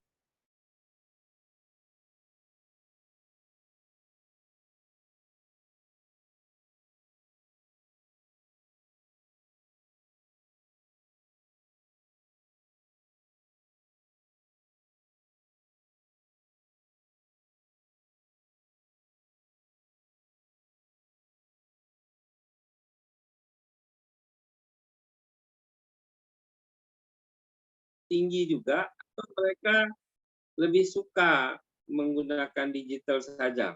Nah, itu dia tanya. Kemudian yang kedua dari Bila, Dr. Nora sebagai libraries, sebenarnya bagaimana sih masa depan profesi libraries ini setelah digital begitu meningkat saat ini? Kemudian dia tambah satu lagi nih, apa advice Puan supaya teachers dan student lebih bersemangat use library, sebab banyak godaan lain dalam handphone kita untuk dibaca juga. Oke, Pak Joko menjawab dulu dalam 5-6 menit, silakan Pak. Baik, terima kasih Prof. Reza, dan terima kasih atas pertanyaan-pertanyaan. Tadi pertanyaan pertama dari siapa, Prof? Dari Yulia. Oke, ya. Terima kasih Bu Yulia. Jadi pertanyaan sangat menarik. Jadi perpustakaan sebagai co-working space, Ibu Yulia melihat banyak kafe-kafe yang bermunculan pasca pandemi COVID-19 gitu ya. Namun kebanyakan hanya dipakai untuk hangout gitu ya. Tetapi dilengkapi dengan library dan juga bagaimana mengoptimalkan itu. Jadi kalau kita lihat, dan ini juga menjadi satu paradigma yang terus kami gaungkan gitu ya, bahwa perpustakaan itu bukanlah sebuah kantor gitu ya. Kalau kaitkan dengan fenomena di Indonesia, di daerah kebanyakan memandangnya perpustakaan sebagai kantor pada umumnya, dan kami selalu menekankan kepada banyak perpustakaan di daerah bahwa kita harus mengatakan perpustakaan itu adalah ruang publik. Jadi sekali lagi perpustakaan itu adalah public space. Karena perpustakaan public space mestinya perpustakaan itu inviting people gitu ya. Jadi mengundang orang untuk hadir, untuk masuk melakukan berbagai macam aktivitas. Pertanyaan aktivitas apa? Nah, aktivitas berkaitan dengan wahana pembelajaran sepanjang hayat, saya kira itu penting agar masyarakat terus bisa kreatif dan inovatif. Yang kedua, aktivitas-aktivitas yang berkaitan dengan pemberdayaan masyarakat, utamanya hal-hal yang berkaitan dengan peningkatan kesejahteraan masyarakat dan juga ekonomi masyarakat. Dan yang ketiga adalah terkait dengan pemajuan kebudayaan gitu ya. Jadi bagaimanapun koleksi perpustakaan juga mencerminkan atau representasi dari khasanah intelektual bangsa gitu ya. Nah, 3 hal ini yang sebenarnya kita lakukan di perpustakaan. Nah, dengan demikian sebenarnya kehadiran perpustakaan pun juga sebagai bertujuan untuk 3 hal tadi. Nah, terus konsepnya sebagai coworking space tentu perpustakaan juga mendukung aktivitas-aktivitas masyarakat khususnya terkait dengan pekerjaan atau kerja gitu, terkait dengan hal yang kedua tadi yang saya sampaikan, yaitu pusat kegiatan masyarakat yang berkaitan dengan peningkatan kesejahteraan dan juga ekonomi. Nah, mungkin pendekatan ini yang juga sebenarnya layaknya dilakukan oleh banyak perpustakaan, tidak hanya perpustakaan umum, tetapi perpustakaan umum lah yang sangat memungkinkan untuk itu. Nah, salah satu program yang dilakukan oleh Perpustakaan Nasional adalah transformasi perpustakaan berbasis inklusi sosial. Nah, transformasi perpustakaan berbasis inklusi sosial itu adalah mendorong agar perpustakaan umum itu menjadi sebuah ruang publik yang terbuka bagi siapa saja untuk bisa berbagi pengalaman, belajar secara kontekstual, konteksnya bisa persoalan yang ada di wilayahnya gitu ya, terkait dengan sumber daya alam dan sumber daya yang lain. Nah, terus yang ketiga adalah sebagai ruang publik yang terbuka untuk bisa berbagi pelatihan, keterampilan, dan kecakapan. Jadi 3 hal ini yang kita dorong.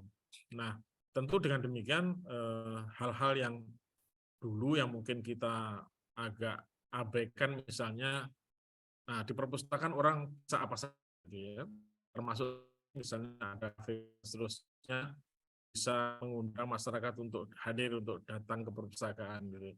Nah, di Perpustakaan Nasional sendiri ada kafe di lantai dasar, tempat untuk nongkrong, untuk ngopi, bahkan di lantai 6. Nah, jadi bisa bolak-balik, kafe juga ada perpustakaan di dalamnya, tapi bisa juga perpustakaan menyediakan kafe di dalamnya gitu. Sehingga kapasitas fungsi layanan perpustakaan bisa terus ditingkatkan.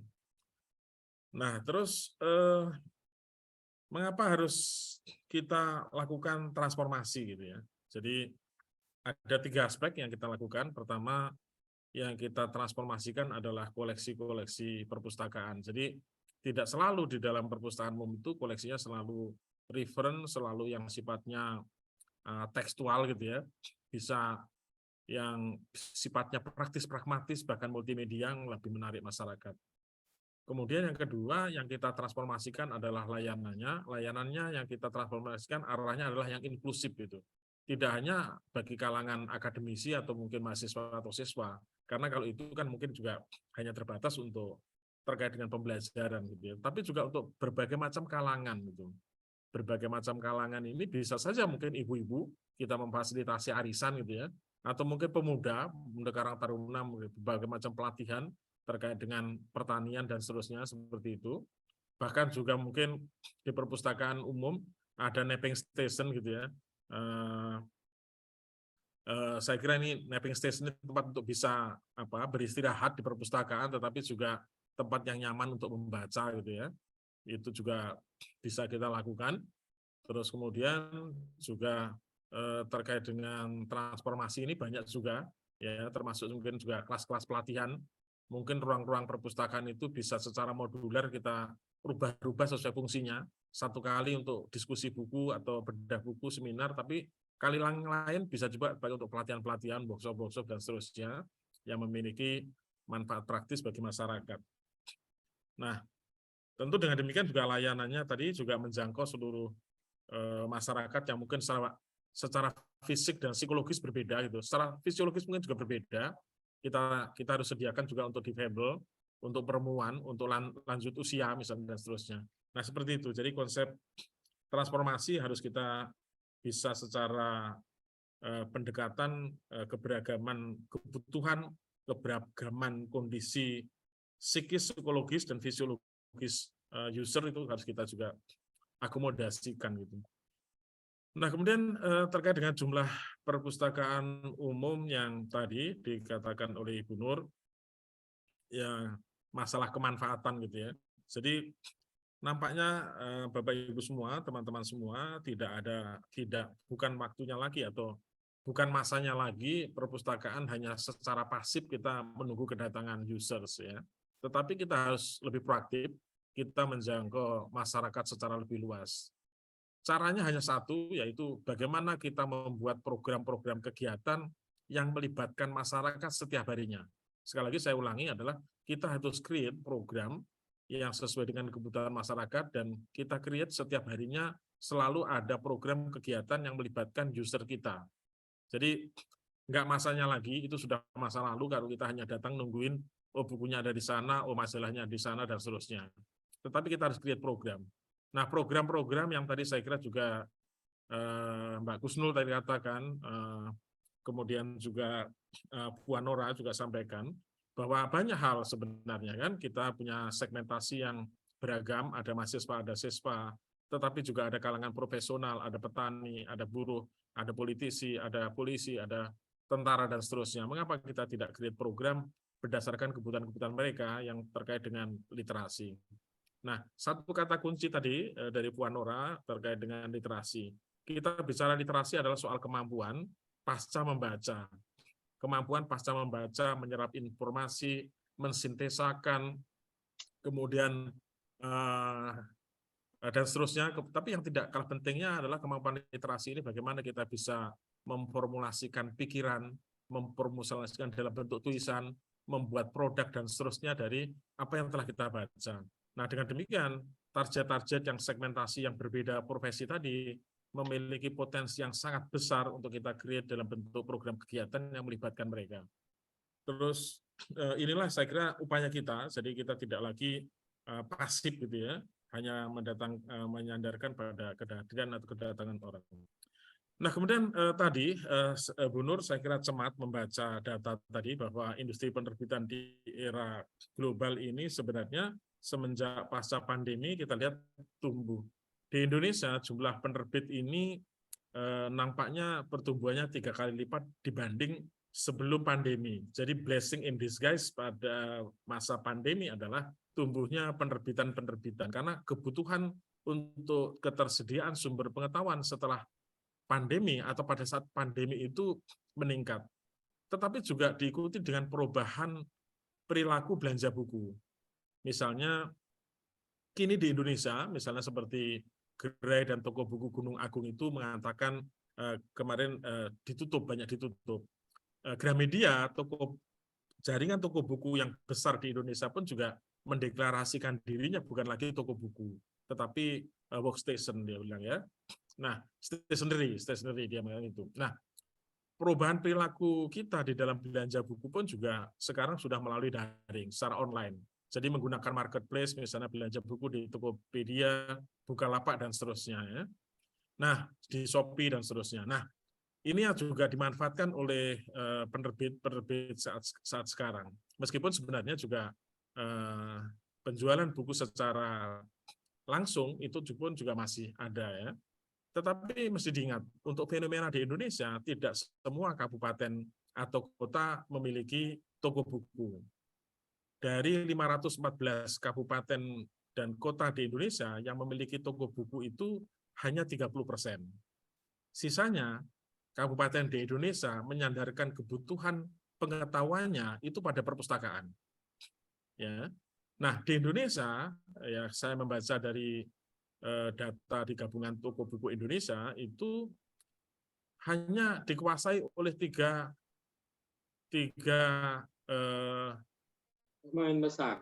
sindikasi atau penjualan buku ya. Jadi ada 3 toko buku major gitu ya. Usaha dan itu menguasai pasar. Yang lainnya kecil-kecil saja gitu ya. Iya. Nah, hanya 3 yang cukup leading gitu ya. Saya bilang cukup leading. dan sisanya itu kecil-kecil saja. Tetapi itu tadi, datanya memang tidak semua kabupaten kota memiliki toko buku, dan sebenarnya ini bisa menjadi peluang bagi perpustakaan umum khususnya, bagaimana bisa memastikan kebutuhan bahan bacaan masyarakat ini bisa terpenuhi.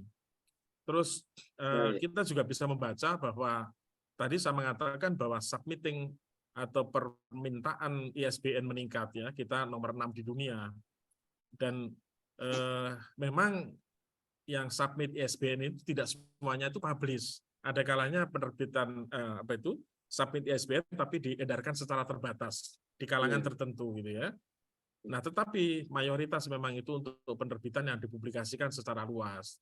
Terus kalau kita lihat angkanya untuk penerbitan dalam format digital itu pun juga tumbuh. Kalau dulu angkanya masih sekitar 10% dari data penerbitan, nampaknya ini sudah meningkat.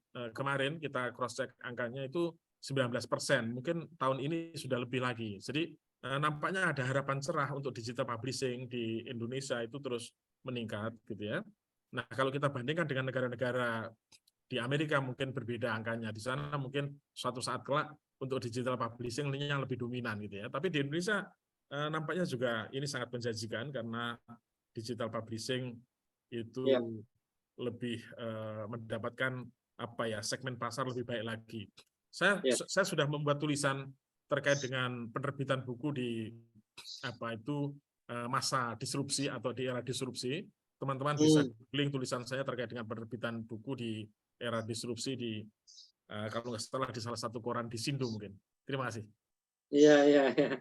Jadi itu keterangan Pak Joko sangat disimak oleh Puan Nora tadi. Jadi kalau baca tulisan Pak Joko itu ada dalam satu newspaper Indonesia, sering sekali Pak Joko menulis. Puan Nora pernah pergi nggak ke kantornya Pak Joko, National Library Indonesia? Pernah ya? Pernah. Oh. Tapi dah lama, tahun 2009. Mungkin yang lama atau yang baru Pak Joko? Yang lama itu 2009. Saya pergi dengan Prof Zaidi. Ini yang baru sekarang itu dia nearby Governor Office dekat dengan Monash. Dia arahnya 24 arah sekarang yang baru itu. Ya, 24 lantai. Lebih amazing lagi. Jadi Pak Joko bilang ada cafe dekat dalam, betul. Saya sudah pernah minta. InsyaAllah ada kelapangan saya pergi bercuti di sana. Kena pergi lagi. Karena Pak Zaidi kemarin operasi boleh kembali lagi, nanti saya jadi guide-nya. Iya. Jadi bawa ke kafe Pak Joko ya. Siap. Oke. Sekarang kita dengar Bu Husnul menjawab 2 pertanyaan tadi. Sila. Oh ya, baik Prof.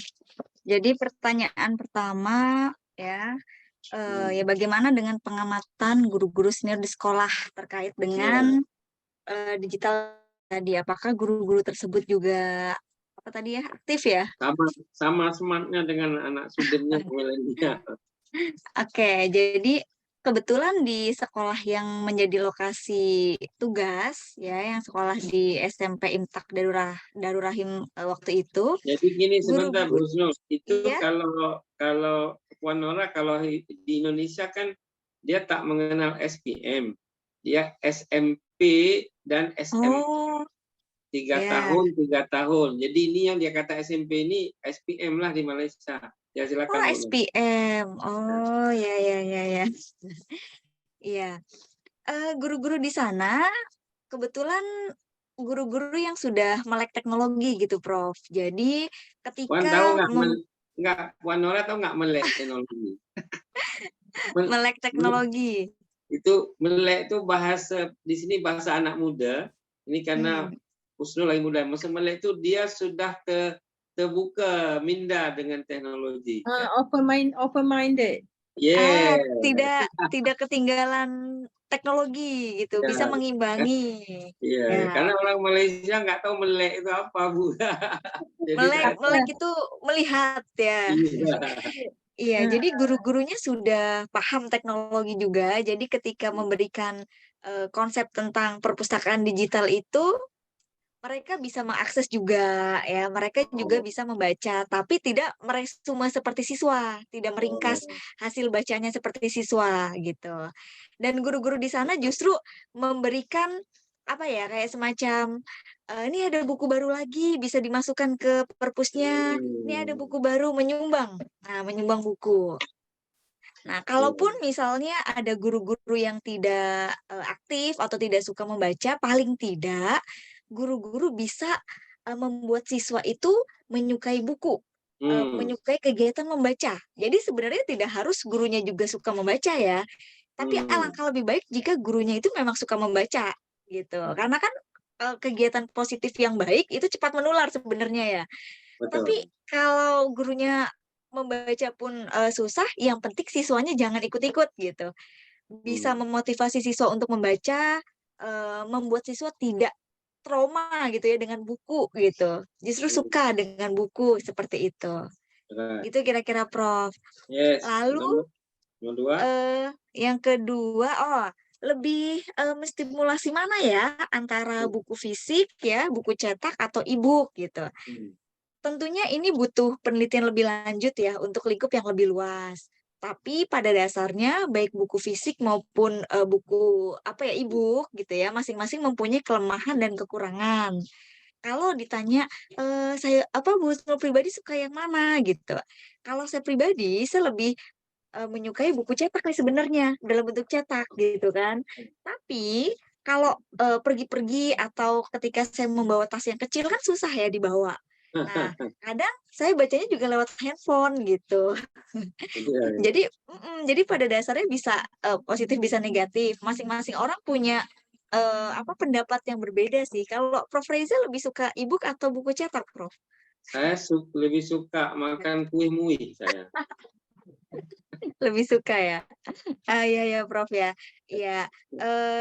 Kalau misalnya e-booknya itu dibuat lebih menarik ya, misalnya banyak gambar. Untuk anak SD nih misalnya, untuk anak-anak supaya tertarik membaca, e-booknya dibuat lebih menarik, mudah diakses gitu. Anak juga tidak masalah dengan e-book itu gitu.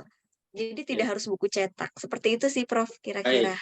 Saya menyarankan Ibu Husnul dan Puan Nora membuat sebuah paper bersama tentang behavior of student dekat Indonesia. Nah, ya itu penelitian bagus itu, Prof. Jadi baguslah itu dibuat. Nanti kita bagi presentation di Esa Unggul, datang fisikal Ibu Noranya sambil lihat perpustakaan baru dengan Pak Joko. Oh iya. Perpustakaan yang dekat Monas nih, Puan Nora main. Itu belum pernah pergi lain. Itu yang dulu dekat dengan Salemba, ini lain lagi dekat dengan Monas. Monas. Puan Nora silakan, tadi ada pertanyaan juga.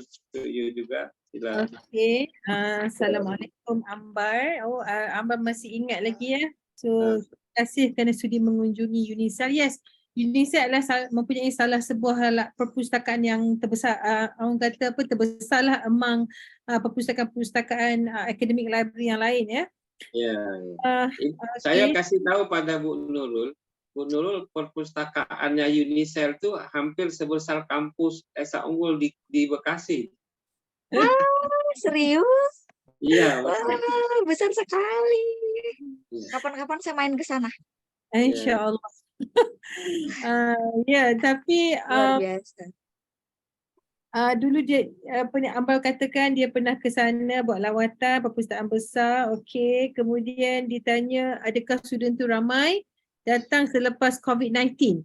Betul. Okey. Alright.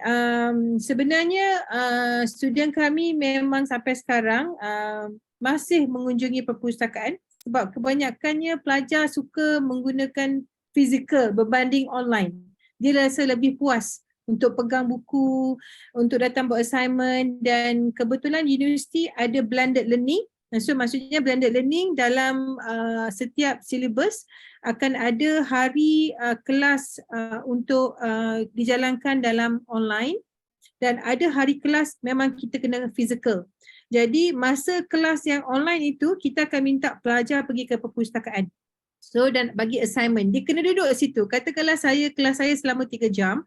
So saya bagi lecture online 1 jam dan 2 jam lagi they have to go to the library and complete the homework menggunakan bahan rujukan di sana. Kalau kita tak buat macam tu, kalau kita tak encourage student buat macam gitu, student tak akan membaca. Dan student tak akan tahu apa yang ada dalam perpustakaan dia. And at the same time, library UNISEL juga, mereka ni bagi saya user friendly ya. Dia sangat menekankan orang kata apa, kehendak pelajar. Maksudnya dia bagi kind of games lah kepada pelajar ataupun dia bagi quiz kepada pelajar dan kadang-kadang setiap 1 bulan tu dia akan lihat okay, student mana yang rajin datang ke perpustakaan dia dan dia akan bagi hadiah. So secara tak langsung pelajar akan datang. Kan dia bagilah maksudnya earbuds ke, dia bagi thumb drive ke, sebelum ni dia bagi thumb drive ataupun dia bagi diary ke, apa saja yang menarik yang dia rasa memang student suka, ataupun dia bagi mark ataupun sometimes plus ya. So student suka datang. Satu lagi adalah macam saya kata, keindahan perpustakaan itu sendiri membuatkan student datang. Kadang kalau library yang besar, dia akan jadi gajah putih sekiranya tidak diindahkan. Cuba dijelaskan gajah putih itu maksudnya apa? Sini tak tahu ni. Maksudnya bangunan tu besar dan tak digunakan. Sebab di sini istilah gajah putih dipahamkan daripada Thailand. Okay, so tidak digunakan. Maksudnya dia begitu sahaja. Jadi kita tak nak perpustakaan kita menjadi satu tempat yang kosong. Jadi librarian, sebab saya seorang dosen dan definitely pegawai perpustakaan ataupun librarian itu menjadi sahabat kami. So kami dapat lihat bagaimana dia punya usaha dia untuk mencantikkan perpustakaan dia supaya pelajar-pelajar datang. Ya betul, saya setuju macam Ambar katakan. Kita ada banyak distraction macamnya media sosial, TikTok kan. Saya pada TikTok, saya pun kadang-kadang tertengok dekat TikTok tu lebih daripada waktu yang sepatutnya. Jadi bagaimana kita nak pelajar itu pun ikut kita, ikut perpustakaan tu pun ada TikTok. So student akan tengok perpustakaan pun ada TikTok. So maksudnya trendy lah. Perpustakaan universiti dia ni sangat trendy. So mengikut arus perdana, mengikut arus teknologi. Jadi dia kata okey, daripada situ baru dia tahu bahawa pustakawan ataupun librarian juga pun trendy. Bukannya seperti pustakawan yang dahulu-dahulu kan. Bila kita datang ke library je orang takut nak tanya. Sebab muka yang garang, muka yang tak nak senyum. Kan bila kita tanya kat mana saya nak ambil bahan tu, dia tunjuk je. Dia tak ada cakap di sana, pergi kat hujung sana kat bookshelf, dia tak ada guide. So sekarang kamu semua, you guys a new people. We can say adalah a new generations of librarian, future librarian. Jadi corak you mendekatkan diri kepada pengguna kena lain sedikit, kena lebih friendly. Kena teach them ataupun kena show them that you are really wants to help them. Macam itu. Okay. Itu daripada saya untuk Ambar. Okay. Untuk Dila pula, soalan ni selalu student tanya saya. Kan? Profession in the future macam mana? Kan? Sebab ada teknologi. Sebab tu tadi Ibu Husnul Fatonah dah tunjuk dekat kita bagaimana kita berkolaborasi dengan sekolah. Daripada situ, sekolah ni dia tahu bahawa peranan pustakawan itu membantu masyarakat. Dengan kamu membina digital library, ingat mudah ke? Tak mudah sebab kamu mengorbankan masa kamu. Kamu mengorbankan idea kamu. Kamu mengembangkan apa saja kelebihan yang kamu ada. Kamu membantu masyarakat di situ. Secara tak langsung dia menjadi word of mouth punya marketing. Orang bercakap, sebenarnya budak-budak ni bukan budak-budak IT, mereka budak-budak sains perpustakaan, mereka yang membina perpustakaan ini. Itu adalah salah satu penampakan yang jelas di mata masyarakat. Kita nak masyarakat kenal kita. Kita tak nak orang sekeliling kita, yang maksudnya kawan-kawan kita, parents kita sometimes they also don't understand about our profession. about our why my children like to take a librarianship punya program. Dia tak tahu. Dia nampak doktor, dia nampak lawyer, dia nampak engineers. Itu yang dia nampak. Dia kata, oh itu profession yang sangat bagus. Kan? Yes, of course. Tapi dia kena tahu siapakah yang membantu all these people untuk mendapatkan maklumat. Definitely lah librarian. Librarian yang membuat segalanya, librarian yang membantu. So kita kena ada give and take. Okay. Kemudian untuk kita nak pastikan sama ada program kita ini relevan atau tidak, kita kena menjadi seorang multi-skill student. Multi-skill student from now. Okay. So especially in IT. Okay, you should know ada student, ada apa-apa program pun dia akan involve with the IT, business in IT, engineering in IT, everything in IT. Kalau siapa suka tengok cerita Korea, doktor dia pun in IT, kan? So sama juga dengan kita kena selari librarianship and IT. Okay, number 1. Number 2, you learn about public relation. Definitely saya tahu sains perpustakaan di Malaysia ke di Indonesia ke, kita ada subjek public relations. What you should do, what you have learned from the public relation. Sebab tu bila dosen bagi assignment, you have to complete and you should know what kind of assignment yang kamu buat. So katakanlah kamu keluar, kamu tidak menjadi seorang pegawai perpustakaan, kamu menjadi seorang pegawai yang lain, tetapi kamu ada skill management, kamu ada skill public relation, kamu ada skill dalam project management, that kind of skill yang kita guna. Dan tidak semua, kena ingat, tidak semua pelajar yang mengambil sains perpustakaan, dia keluar dia akan jadi librarian. Ada yang di luar bidang dia, tetapi daripada mana dia dapat the basic task yang dia dapat tu? Ada daripada segi apa yang dia belajar dekat tempat dia. Saya ada student ramai, student yang bila keluar jadi DJ dekat radio station Malaysia FM. Jadi DJ Prof, tak jadi pun librarian. Jadi librarian sekejap je, akhirnya dia jadi DJ, juru hebah radio, station RTM. Jadi dia cakap dengan saya kata kat dia, awak jauh menyimpangnya awak ni. Madam, tak jauh madam. Sebab katanya sebenarnya memang communication kena duduk sekali dengan information. So we need each other.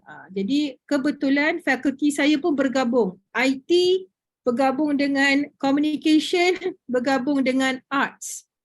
Jadi daripada situ kita boleh gilap. Maksudnya library science student ni dia mungkin kemungkinan dalam kita pun tengah orang kata come out dengan a new